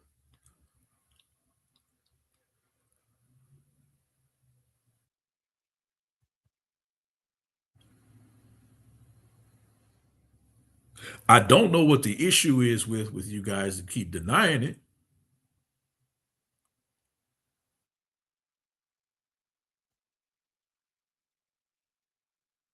And look, there's that same guy that Honorable Elijah Muhammad said wasn't Master Wallace Farrar. Y'all got to not do this anymore. Y'all got to stop. Let me show y'all something else again. Y'all saw this, right? On the birth certificate of his illegitimate son, or this just means bastard son, right? Wallace died, alias Wallace Farrar, was listed as white. I showed y'all this already. So we got two actual documents now listing him credibly as a whole white man on his son's birth certificate and his police arrest record. We know who this is. That's Wallace Farrar. That's Wallace Farrar. That's Wallace Ford, aka Wallace Ford. We know that is Master Farrar Muhammad, the founder of the Nation of Islam. Stop playing. Y'all shouldn't just not come back with that anymore. I'm gonna just keep it a buck. I got something else for you. I gave you two supporting documents that he's a white man. Right? Watch this. This is United States of America. Declaration of Intention, right? From the state of Oregon. There he is again, right? Here he is, Wallace Fred Dodd or Dad. Remember, I showed y'all that, age 24, right? He's a restaurant keeper. Here it is again, What do they declare him? Description is color, what? White. With a dark complexion. That's what they say. But he's a white man. This is his declaration, his entry, his naturalization record into the U.S. An immigration record dated May 26, 1909 for Wally Fred Dodd, restaurateur operating in Eugene, Oregon. It lists him as a white man. What are we doing here?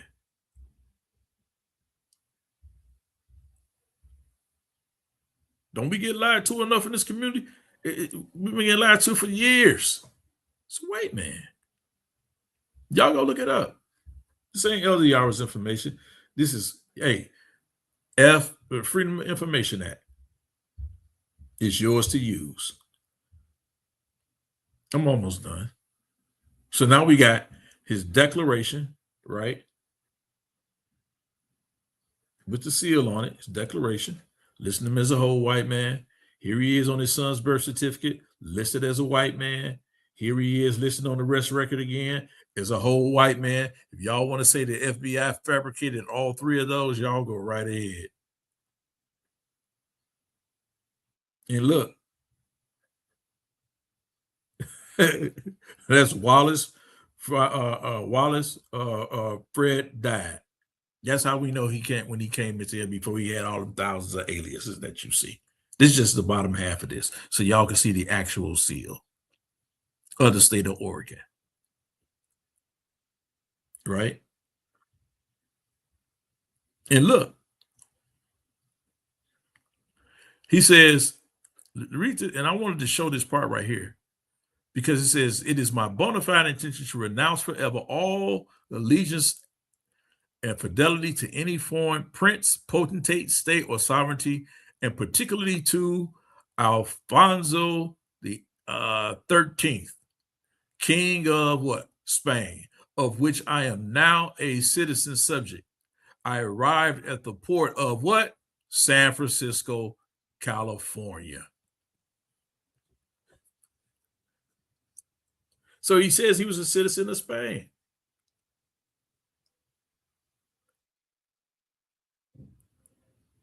That's on his entry record into the United States. Listed as a white man. Y'all go read this book right here. An original man, Elijah Muhammad, he talks about Claude Andrew Clegg III. He talks about Farad Muhammad and the true identity of him and the controversy of it. He also agrees, Claude Andrew Clegg III also agrees that Farad Muhammad was a white man.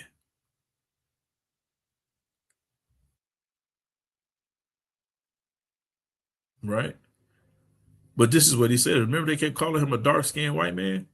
It says the version of the story that characterized as far as being of Pakistani descent and having a criminal background seems to have some validity, though neither allegation has been conclusively proven. What seems most remarkable is that Farr seems to have utterly disappeared from the government's, especially the FBI's radar after leaving Detroit in 1933. You know why? Because he stopped using those aliases. You ask him what happened. He said he got deported to Mexico. Or no, he says he got deported. Elijah Muhammad says he got deported. Others said he got kicked out the country.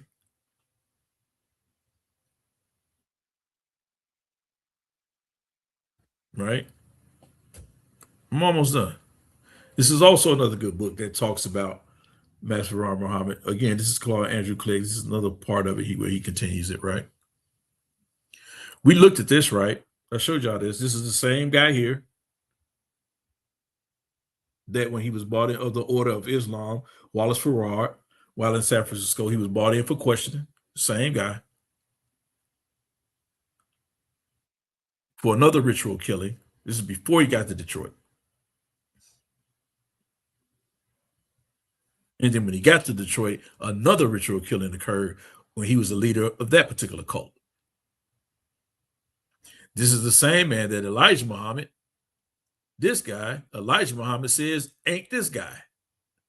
But here's this guy on the wall in that mosque in Detroit.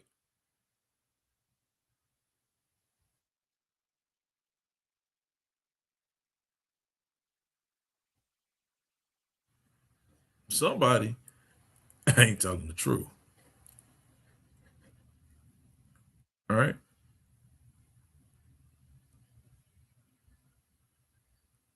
So again, I read you all these, but look, different stages, different points of view, different time. And you can see it's the same guy.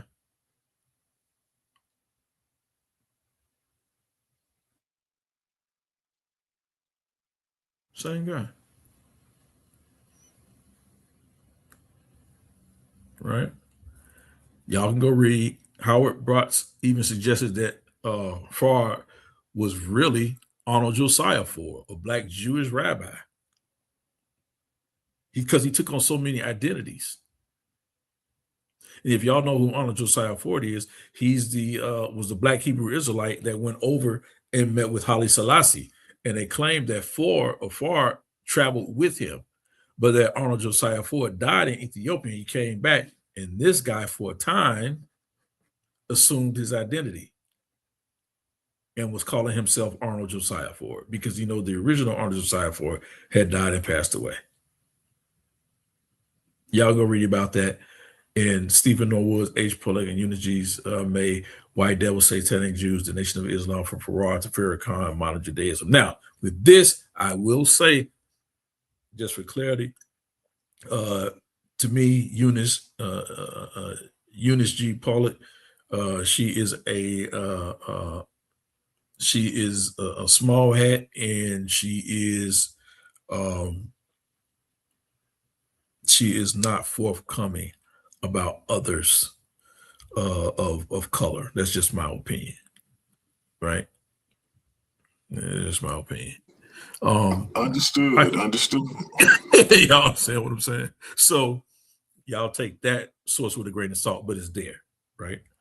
But again, we know his father again was Zarad or Zaradad, which is where the Dodd, the D-O-D-D comes from.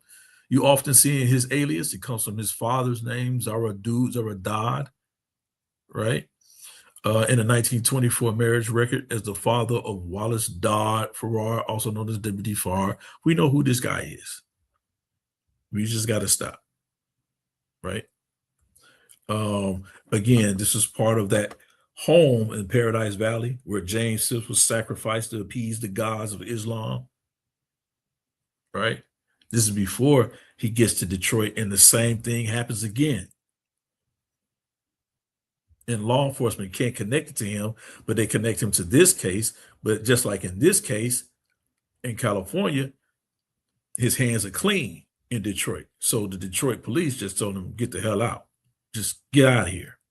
Don't come back. So this was the last time apparently he was seen in Detroit. Right? So Robert Harris, renamed Robert Karim, committed a human sacrifice in order to bring himself closer to Allah. And he's cited from a book, Secret Rituals of the Lost and Foundation of Islam, authored by Wallace D. Farr Muhammad, which read, the believer must be stabbed through the heart. This quote, as well as another stating, every son of Islam must gain a victory from a devil. That meant killing a white person or sacrificing a white person to the gods of Islam. They just kicked him out because they couldn't tie him down to it. I want to show you one more thing. I could go on and on. I just told y'all about the lady Eunice G. Pollard. Y'all can go and read this. She actually goes in. It's some valid information in there, but she's a small hat, so I don't put too much stock in what she says. You can either, I just don't trust much of any of what they do. But again, y'all can go to the source right here, EBSCO, right? And look up Wallace Dodd Farrar. Nobody says ever he was a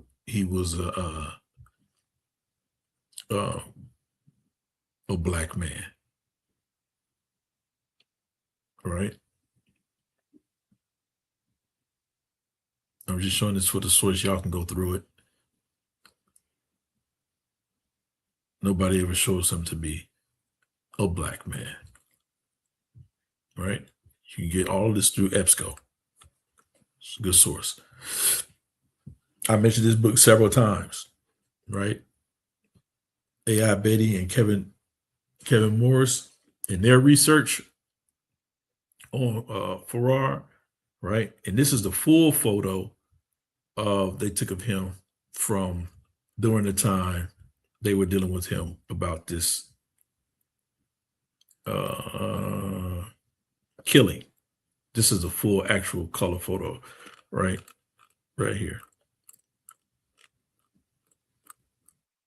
Right? That's what's on the cover of this book. Right? Let's go down a little bit further. I want to show y'all something else. We know that this is him here. Talks about his Wallace Farrar's Muslim's vision. Right? Now, I want y'all to look at this photo. Y'all see this man right here? This is not W.D. Muhammad, or this is not Wallace Farrar Muhammad. But I want y'all to take a good look at this photo right here, right? Because I want to show y'all where it gets really, really crazy. And you've probably never heard this in this way. I'm going to show it. But as I began to look at this and study this, I was like, okay, right? Now, I'm going to tell y'all something. This young lady here, I met her, right? Not during this time, but I've met her in her older years. I've actually met this young lady right here who's handing this gentleman right here this cake, a birthday cake, right? I actually met her, right? And her daughter, right? But y'all see this man here, right? Remember I said I was going to show y'all something? Watch this. Y'all see him? Let me show y'all something. Let me go back. See how far I can get back up there. All the way back to the beginning. Show y'all something. Show y'all something. The guy that I just got showing y'all who got the birthday cake. Let me see. Where did it go?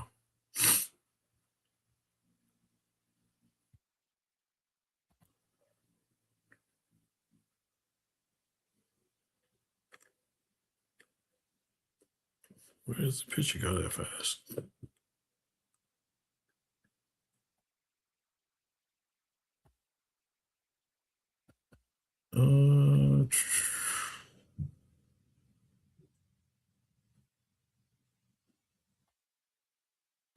This is where. Let me go back to this link. Share this tab. Remember I showed y'all this article? And I said, remember this face? This is the face of Donald Loyal Companion, the son of Pearl Allen, the ex-wife of Wallace Farrar Muhammad, and that Wallace Farrar Muhammad thought that this was his son. Remember? But they go through here and it says inconclusive because they don't really have the DNA. It just may be the guy's son whom he remarried, right? Whose last name was Companion, right? Remember I said, remember this face? Get another good look at it. Show y'all something. Remember that face?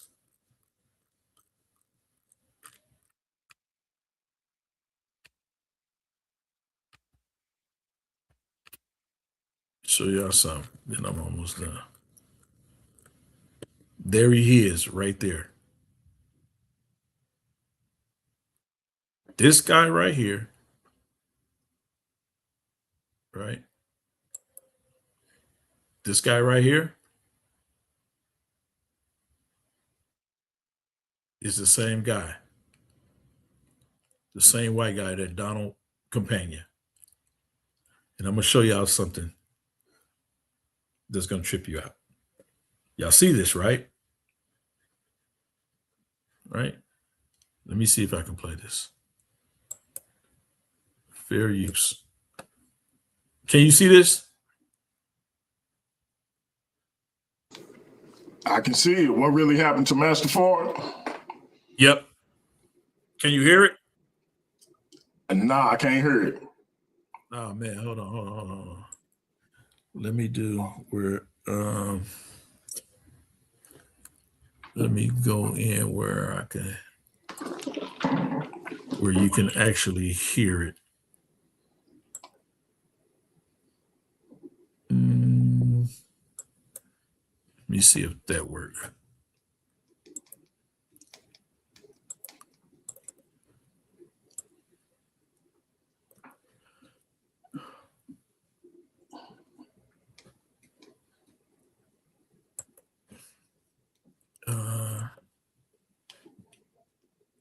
Muhammad Ali. What about now? Khalila Ali. Yep, we can hear I it. happened to come across a You hear it? photograph that Yes, I sir. saw her in that Okay. blew my mind. I asked Sister Khalila several questions about the amazing photograph that displayed her presenting a birthday cake to a man she disclosed to me to be Master Farad Muhammad. Now, did y'all hear that? This is the young lady that I know. This is Khalila Ali. And if y'all don't know who she is, she was the ex-wife of Muhammad Ali. They have children together. Now, hold on now. Hey, bro. Hold on now. When Muhammad Ali joined the nation, wouldn't Master Ford supposed to have been long gone? Hey, bro, listen. I'm telling y'all what's about to happen, right? This is Khalila Ali. This is Muhammad Ali's ex-wife, right? This brother here, Lance Shabazz, is he's interviewing her. I met her personally. I lived in Illinois, in the suburb of Chicago in Park Forest, and she lived a couple of doors down from me. So I met her quite a few times. Her daughter, the same people that I showed y'all in that photo, she's the one that's handing that gentleman that cake. What I'm telling you is they call his real name is Donald Companion. But watch what she says. I showed y'all in the photograph. Watch what she says about the person she's handing that cake to in that photograph. Watch what she says. I just want y'all to listen to this. Just listen. Warning, the following segment of this documentary could blow your mind. Please have a psychiatric nurse on standby. I love it. Brother Omar, you there? Yes, I am. Assalamu alaikum. You're on the phone with Sister Khalila Ali. Oh, Sister Khalila, assalamu alaikum. Walaikum assalam, Brother Omar. How are you? Oh, I'm all right, sister. How are you? I'm doing fine. Thanks a lot. I am. Well, I saw a recent picture of you, and you certainly look marvelous. You look great. You might need glasses. No, I got good vision. Okay. Hey, Sister Khalila, this brother's working on a project that he's working on Master Farad Muhammad, and I was sharing it with him the picture that you had shown me with Brother Abdullah, and I told him that you had said the messenger introduced you to. Now wait. Y'all see what this says here? This is her. They're interviewing her now.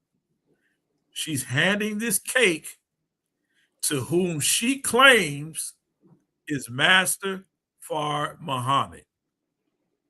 It's Muhammad Abdullah.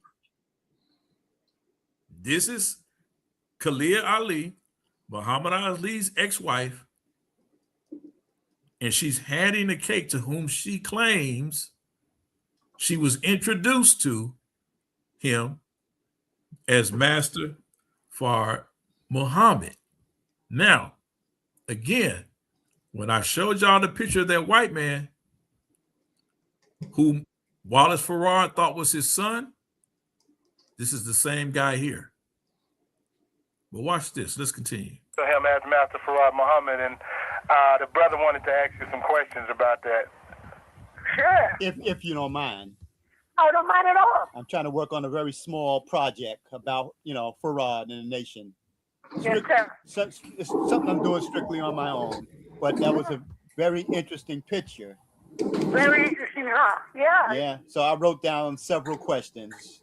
So whenever you want me to begin, you just let me know and I'll ask you. I just been good right now. Okay. All right, Sister Khalila, do you remember the actual date of that photograph? I can see, because I see you're very young in that photograph. Yeah, the date would be. Man, this is crazy. I would be guessing. Would be. I was divorced from my at the time. So it was in my home. He stayed in my home.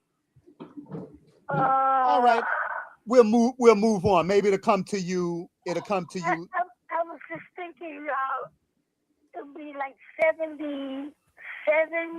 Okay. I think maybe she was divorced 78, 70, so it had to be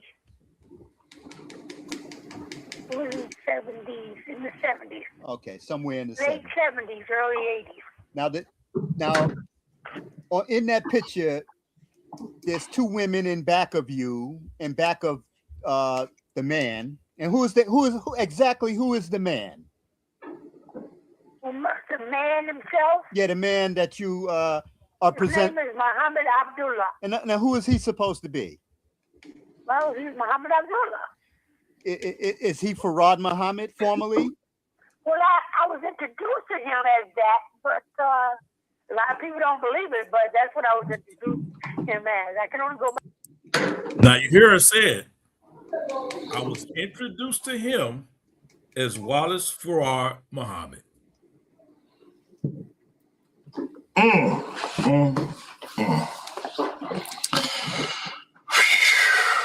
Man.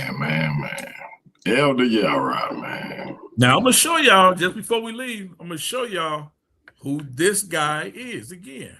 Watch this. And here we go. I'm going to show y'all who this guy is again, man.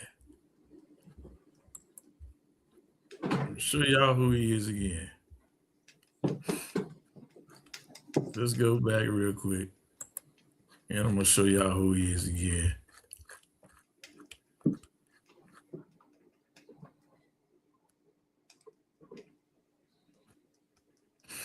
Show y'all who he is just one more time.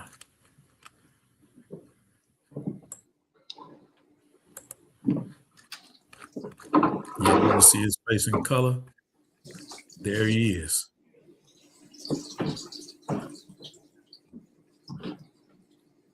There he is. That's the same guy she's handing the birthday cake to. She's claiming she was introduced to as Wallace Farrar Muhammad on his birthday, Muhammad Abdullah, a.k.a. Got an eyewitness. She's right there.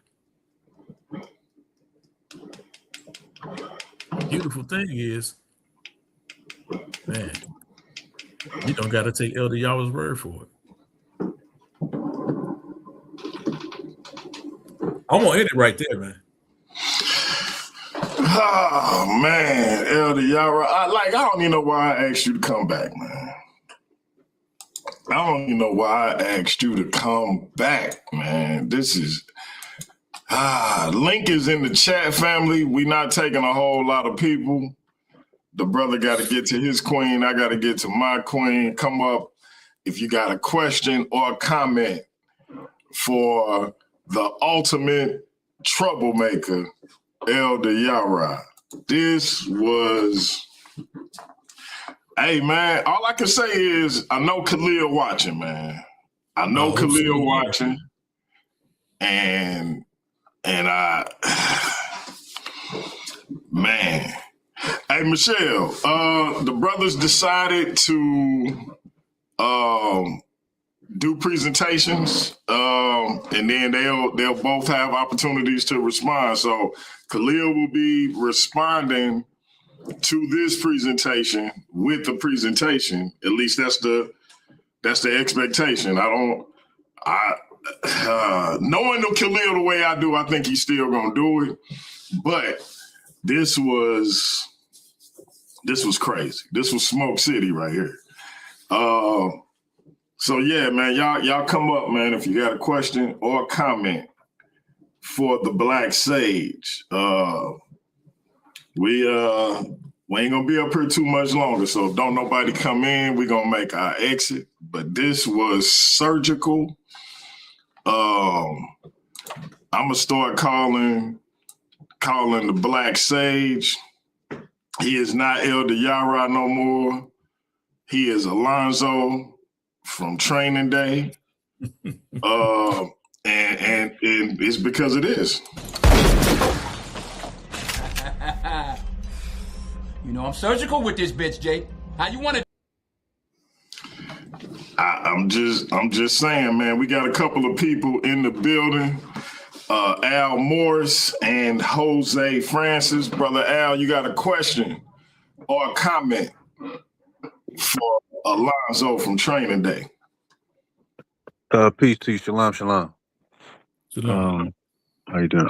I want to ask, or I want to lay a claim in a way in regards to the history that you was bringing forth about Master Farad Muhammad, Elijah Muhammad, Nation of Islam. Do you find any thing that the Most Honorable Elijah Muhammad taught to be viable? In regards to bringing culture to the American Negro that was maybe the second generation out of slavery, bringing a culture that was outside of the culture that was cultivated during slavery, and bringing the that type of worldview that he was trying to bring. I would be foolish and untruthful if I would say that he didn't, right? Because we have his writings, we have things that he actually said, right? So he spoke a lot about fatherhood, which I found to be very admirable, and things that we can glean from and take. I found that his teachings on looking after, which is a biblical teaching as well, but it's also a Quranic teaching, looking after the widows and the orphans. Those things are always things to build upon. He talked about having solid community. He also talked about, clearly as we see, the quote unquote white man being a blind-haired, blue-eyed devil. I wouldn't say that is the propensity for all, but we know that history lays the charge at the feet of them being the progenitors of mass destruction, especially of our people. So for him to put it in that terms, I think that is something that was viable and a solid teaching for us as a collective community. But I also think that the vehicle that it's used, right? It's often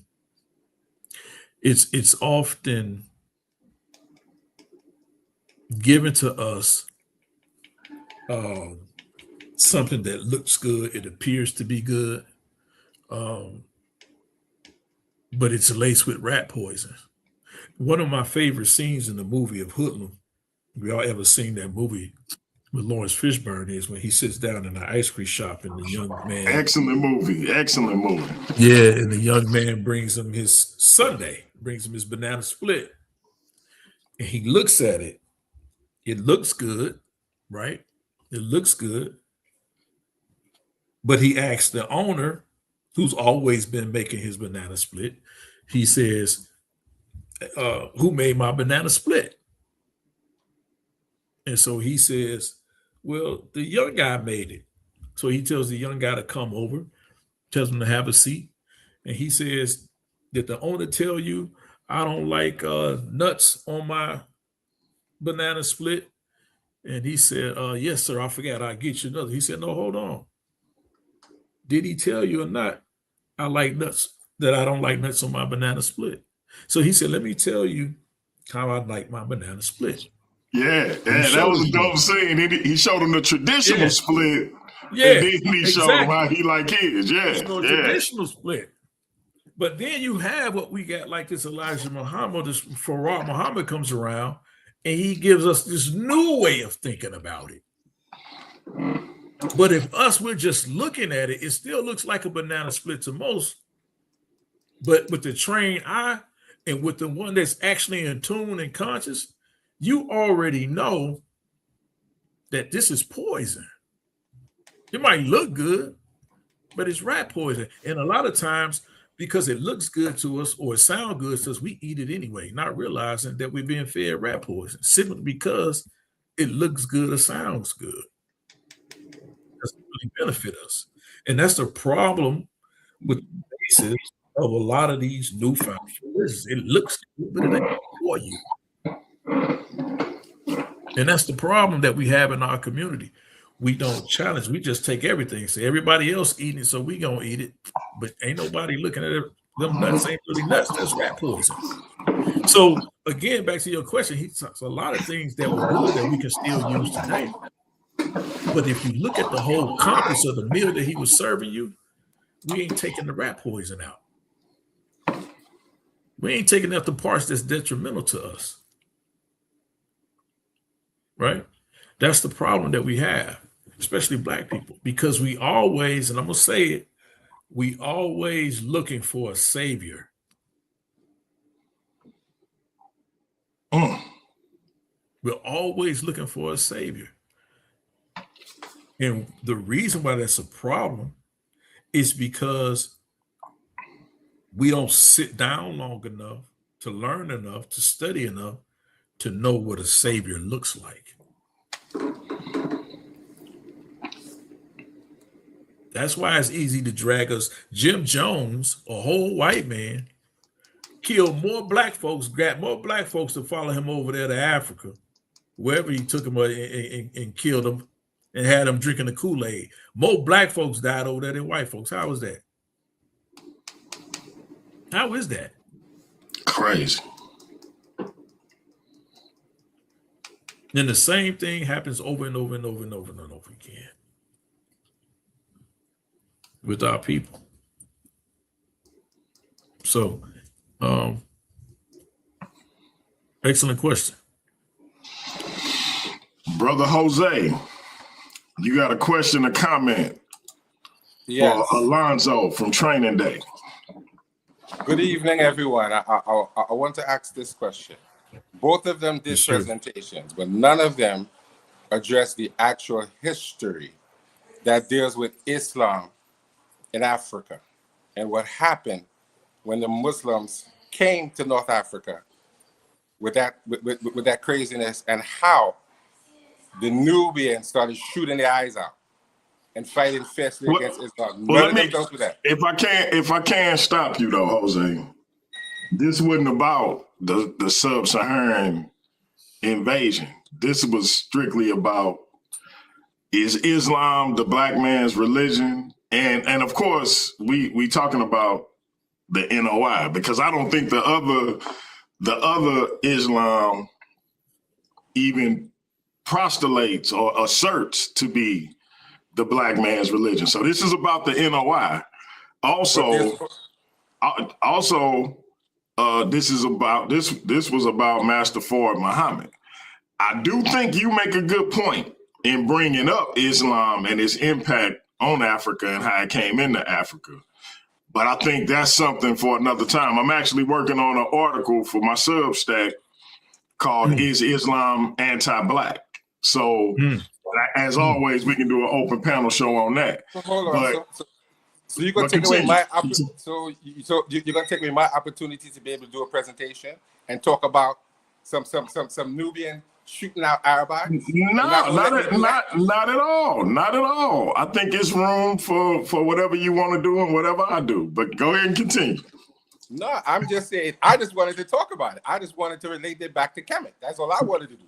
Oh, so you just came up here to get your Kemet off. That's all you came to do. But it is historically valid, and it does go towards the topic because black people didn't wholeheartedly accept Islam. They fought Islam, and when they couldn't fight anymore, and they were defeated, the same Muslims who we're praising now said we want slaves and got mad when they didn't send healthy slaves. They sent the sick and the agree with that. We know that. Now, I agree 100%. Now, I don't want Elder Yarah to get too happy because this might be the first, last, and only time I agree with him on a topic. This might be. I mean, Jose, I appreciate that, but as you mature, you'll start to agree with me more. So I don't want him. I don't want to get too happy about it. But as I said, the history was more important to me than all of those other things, because all of that boils down to me is just a religious argument. There's no history involved. There's nothing falsifiable or able to be proven in that sort of argument. And that's no disrespect to LDR, because I would have said that to anyone. That's not going to cut it with people like Khalil Shabazz and the Nation of Islam. They don't want to hear that. They don't care. They're very religious. So you need to come to me. I would come with a more logical approach. Because the logical approach. I think you missed the first part of the debate. As you see the title, this is part 3. So if you go back and watch the first 2, you'll see much more of a logical approach, where I actually talk about Islam versus what the Nation of Islam and the Fruit of Islam actually teach, that it's actually not true Islam. And the majority of the Arab states that we see are in control today do not practice actual Islam. They practice some form of a bastardized belief.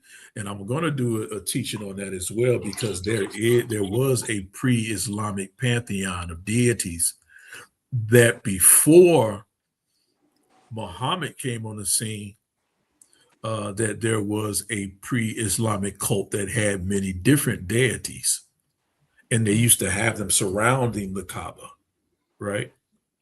So that they would actually go and worship. So it's not until Muhammad comes on the scene that he actually brings in this type of reform that we see today. So the Islam that Muhammad instituted is rarely the Islam that you know of and see today. It's not present in the NOI. It's not present in the FOI. It's not present among the Shiites. It's not present among the Sunnis. It's not. And there's also a third more orthodox teaching of Islam, branch of Islam that exists that's rarely talked about. They're more closely in line with what the Prophet Muhammad, peace be upon him, actually instituted. So it's different. It's just like Black Hebrew Israelites, Christians, just like those who follow Kemetic spirituality. There's different schools of thought that exist in them all. So that's what you see, and that's what you have. All right. Now, the different schools of thought with Kemet only come in modern times. There's only one school of thought in ancient Kemet that they write about in primary documents. There's no other form.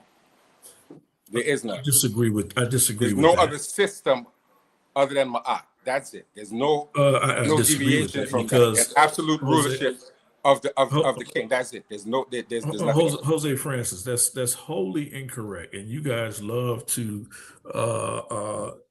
give this utopian-like understanding of what ancient That's not what I was. said. No. Hold on. Let me say this. You made a statement that only until modern times they only practice Mayat. But we have attestation in the Ramses period that we know that there was a pharaoh who had to deal with the uprising from the people because he decided what Mayat would be. And in his version of Mayat, I believe it was either Ramses the second or the fourth, I believe it was the fourth, that he decided that a part of Mayat was his ability, that it allowed him to take other people's wives as his own. And you cannot argue against him as the Nasut because it was his responsibility to uphold Mayat, and whatever he said was Mayat is what you had to go by. Well, I want you to show me that text, that primary text. Oh, that's easy. I want you to show me that primary text, also, and then we'll talk about it. And then we'll talk about it. And so also, hold on. So also, if you want to say only modern times, what time are you talking about? You're talking about before the Ptolemies came in? That can never be modern time. That can never be modern time. Exactly, but you said modern time. That's not modern time. That's but you said modern time. That's not modern. That's not modern. They came in and they acculturated ancient Kemet, and they didn't keep the. They brought in their understanding. Jose, are you willing to have a discussion with Elder Yarah about that? Am I willing to have a discussion? Not a debate, just a discussion. And we can air it on your channel and mine. Here's what I say is this. I want him to show me that primary access and show me where this man says my eye is why. Brother Shabazz, you start stepping and you ain't looking where you stepping. I want you to show me that. Yeah, Jose, just let me know if you're willing to have a discussion and he'll bring it to the discussion. Well, then go ahead. I'm not scared. If you could show me something I don't know, then he'll show me something I don't know. But he's really ever showed me something I don't know about Kevin. And he does it. And to be honest, I'm gonna say this. And let's be honest. And let's be honest. Him and his crew don't use very good sources, in my view, when it comes to talking about it. Man. And I'm gonna stick to that. Here's the thing. And I'm gonna stick to that. The problem with you guys making those statements is that you have a confirmation bias. You would disagree with anything that doesn't follow your line or ideology. No, I just didn't know. I just agree with what you said, and it's not my ideology. You can't make a valid argument. All right, all you have is a confirmation bias. We got the undeniable superstar Silky D in the building. Silky. But just to confirm, you got a question or comment. Hold on. We got Silky D in the building. Silky D. Do you have a question or comment for Elder Yarah? And before you get done, before you finish, talk about what people can expect from you and the Kemetic infomonger. I call him the Saver Supreme, our brother, Steve Calabro. And then my last thing for you, Silky, is I don't know if you've seen the top 10 rankings, but if you did, what you think of where you fell in at? It's on you. Oh man, well I'm gonna just start on the top on the 10 ranking. I should be to the rank number 1, but it's all right. I'll show that. I'll show that in the ring. And second off, y'all, the debate me and T coming up 23rd. Everybody be on the lookout. You know what I'm talking about? That's gonna be no holding back on that one. I just want to touch in what y'all were just speaking on. Jose, I don't know if you're aware, but there were different Egyptian pantheons. Yeah, the pharaoh could change the pantheon, and the Ptolemies, they had a different one. It was several different Egyptian pantheons. So you need to study all of them, and it changed. That's why you got different figures and animals, different, Egyptian gods. It's because the pantheon was changing. And Jose. He clearly doesn't know the difference between what we're calling a pantheon and creation stories. They never changed the 9. They never changed what you know as the Indian. They never changed that. Ra was all Ra. Well, the creation story changed, but his position didn't change. Ra is always considered the supreme deity. Do you know how many gods there is? There's over like 1,000. Like the number of gods. If you really dive into the Egyptian gods, the number is through the roof. Just on studying I don't gods alone. care. That's what, hence I tell you the Real pantheon. quick, y'all. Real quick. Real So quick. we need to Real study quick. the chief Real of the quick. pantheons. Real quick. We starting to focus on Kemet. I know the community is obsessed with my dear Kemet. I got it all over my right arm. But this is about whether or not Elder Yarah did a good enough job proving that Master Ford Muhammad was indeed a clear person. I don't He think definitely got his homework. He definitely did his homework a little. He definitely was digging and getting his snoop on for sure. He kicked over the rocks and stones, and you know he did bring forth some evidence. So yeah, I give it. It looked good to me. He did show a little bit. He went out his way. He got to talk to the lady. You know what I'm saying? Got the confirmation. He can line the pictures up. You know, that's doing a little bit of work right there. So I will commend him for that, definitely. Appreciate it, brother. Appreciate it. And shout out to Haywood Carstens, man. I appreciate somebody that can have an actual, honest opinion about, information at times, even if we did agree to disagree.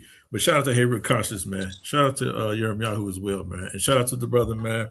But yeah, man, I mean, listen, I present information. Of course, I have belief, but even in my presentation, I always try to offer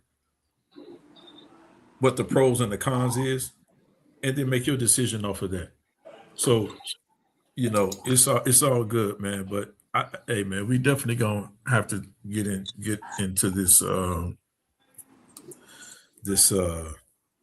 Kemet debate, man. I know DMJ, you said don't mess with it right now, man, but we're gonna have to get into it because people don't really understand what those 42 nomes and those 42 laws of Mayat was about. Those 42 nomes, they all worship a different deity. Some had the same deity they worship, but they were worshiping different deities, were the head gods in those different nomes. That's why you had 42 confessions, because you couldn't use the same one for each one of those nomes because they served a different deity. So hey man, it's like, hey man, and like my brother said, man, I think the number was in the thousands. They don't even talk about the different venerations of Set that they had, right? But they'll say they won't even understand that they're talking about Set worshipers in ancient Kemet. That's why some of these pharaohs were called Seti, because they were Set worshipers. And another look, this is the funny thing about Sutek. So you got Sutek, who was basically an aspect of chaos, who Haru had to defeat to get the throne, who did all kinds of evil and vile things. But then you have the Sutek who stands at the head of Ra's barge when he fights the personification of chaos, Apep. So it's like, so yeah, it's definitely interesting when we get into that. But we got the Worldview Wars social media champion in the building. Hey, Root Conscious, what's the word, bro? Bro, it's Smush Gang, baby. You there, Hey Root? This thing, Hey Root, is that Hey Root up there? Hit the likes, man. Love to the panel. Hit the likes. It looked like Hey Root fell off. So we also have the Worldview Wars academic champion. Now, did he fall off too? The academic champion, my man, the Kemet info monger. Talk to us, brother. No, I'm right here. Can you hear me? I ain't fall off.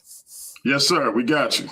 Okay. My question would be, I was listening to parts of the debate. My question would be, let me interrupt you real quick, Steve. Hey, I got to step away. Please keep it respectful, one mic at a time. I might have to fall off too, man, because I have to go. No doubt. My brother Zion is after Steve, but the brother gotta go. So Steve, see if you can make it quick, and then Zion, if you can jump right in, and then the brother gotta go. I'll be right back. But the NOI is not Orthodox Islam. That the NOI also either preaches or teaches from the Bible. So if you have controversy and discrepancies and issues with whatever the teachings are about Master Farad or the Honorable Elijah Muhammad, what about when they start teaching and preaching from the Bible? A lot there. You have a lot of cultic movements that teach from the Bible. You have race. You have racists. You have white supremacists that teach from the Bible. Simply because someone teaches from the Bible doesn't mean they're teaching the truth of the Bible, right? I can find quotes that the Honorable Elijah Muhammad and Master Farad Muhammad always quoted from the Bible. Doesn't mean that they weren't mixing the truth with rat poison. That was my whole point at the very beginning. The Quran actually says to build upon the Torah. It also has an Injil, which is the Gospels, although they're different than the actual Gospels and what we know that come from out of the Judeo-Christian belief system. So simply because people teach out of the Bible, for me, the Bible is not without things we have to question as well. I often teach that the Bible, when you talk about Mark specifically, chapters 9, I believe it is, or 16, I think, or something like that. There are certain sections that we know were added to it. So although they make for sound, for good sound bites, they weren't in the original text. So we have to take those things with a grain of salt. So I'm not a person that's delusioned by what can be altered by man, especially when it comes to the truth. But I'm a truth seeker. So that means I don't just stop at what I know man has the ability to alter. And so I can see that the same way, in Islam. What I will say about NOI and the FOI is that they do not follow true Islam, not what the Prophet Muhammad was teaching. They don't. I brought that out in my first portion of this now back and forth, that they don't teach exactly what Islam actually does convey. But I appreciate your question.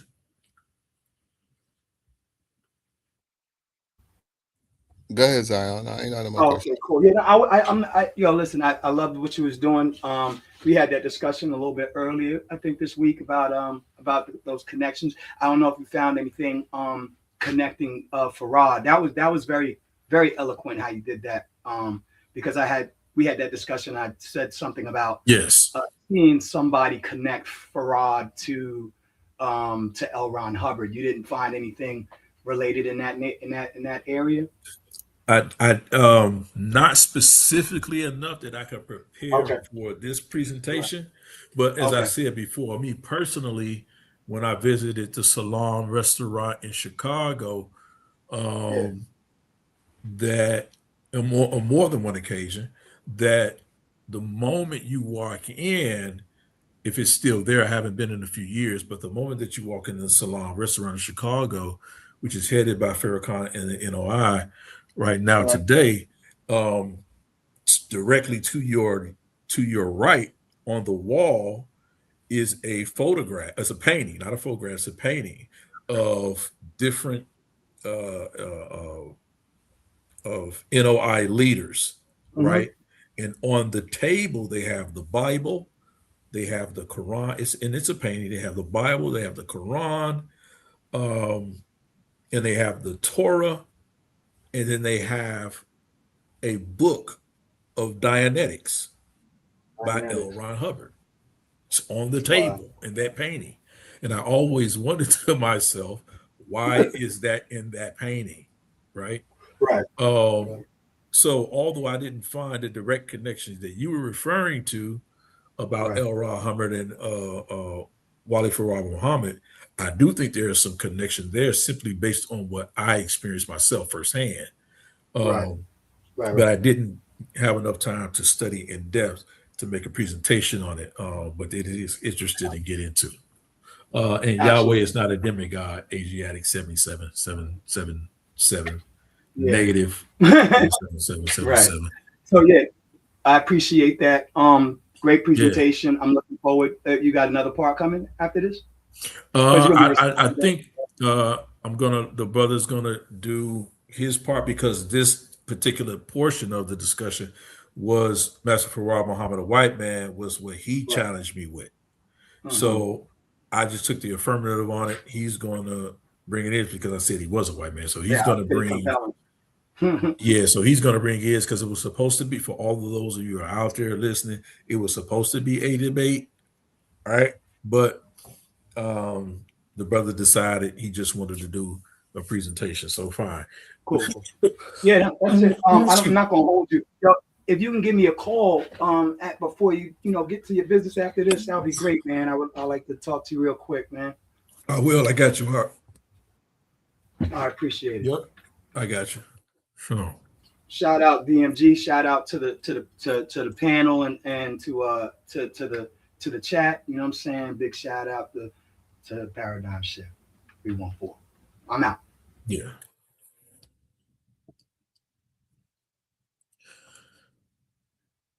Peace and blessings to y'all, family.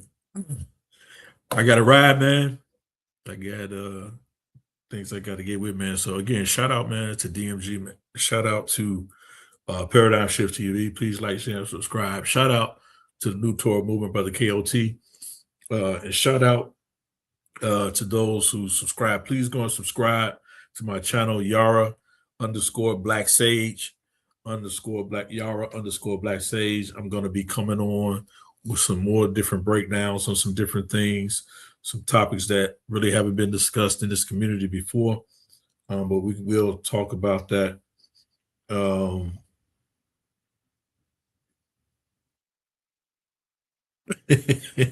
Asiatic 777, you a funny dude.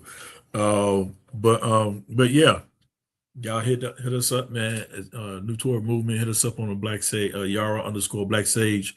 We're gonna be coming with some good stuff. Jose Francis, I'm gonna have to take you because I haven't gotten anyone really on that ancient Kemet debate in a minute. But yeah, let's get it. Sophia did not create Yahweh, brother. Sophia is another version of what we would call wisdom or chokmah in the Hebrew. It's wisdom, man, which gives the feminine aspect of the search for truth and understanding, right? So that's what the scripture says, who can search the deep things of Yahweh, which is wisdom. But it's not one and the same. I mean, it's not separate. It's one and the same, right? So peace and blessings to y'all, fam. Y'all be easy, man. Shalom.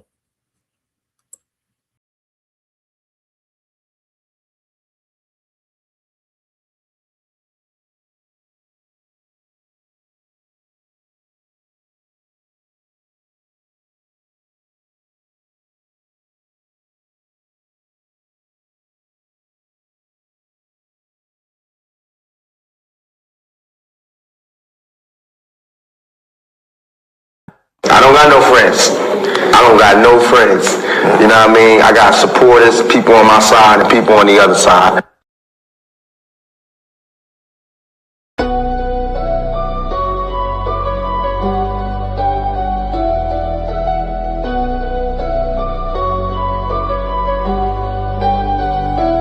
Welcome to a shift where the whole room blows. DMG vibes got the city on go. Stand on what you know, every mind gon' grow. Just you flat, I'm with you, let the whole world know. Paradigm like, yo, shine just right. Respect your view, even if we don't align right. We can disagree and still keep the love tight.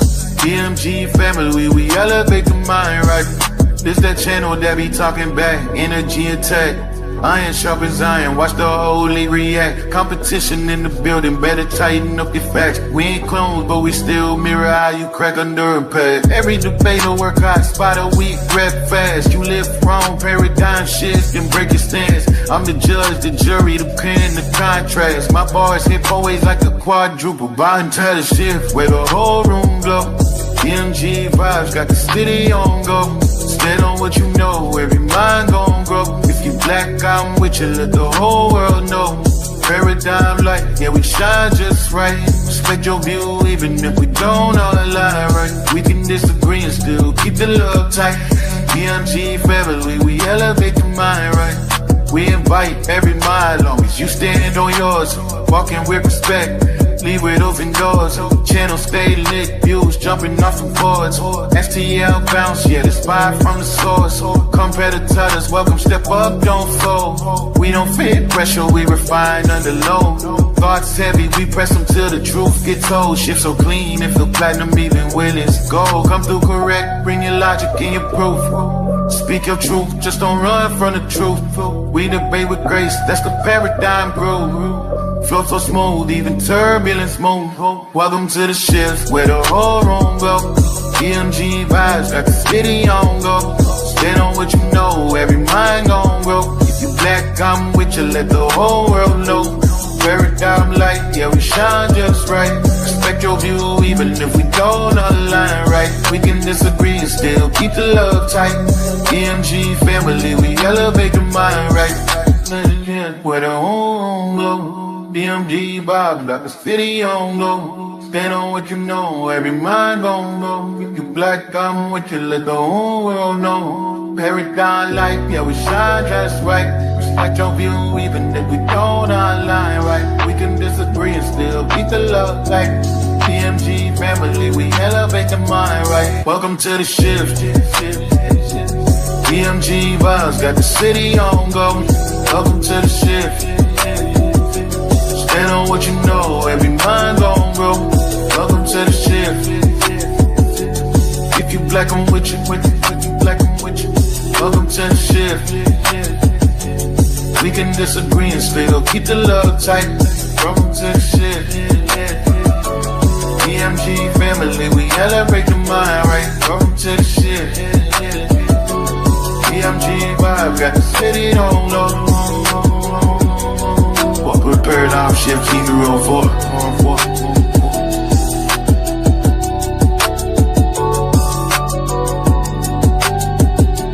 Y'all know I say that greeting for one reason and one reason only. It's because if you black, I'm with you. And I hope that you with me.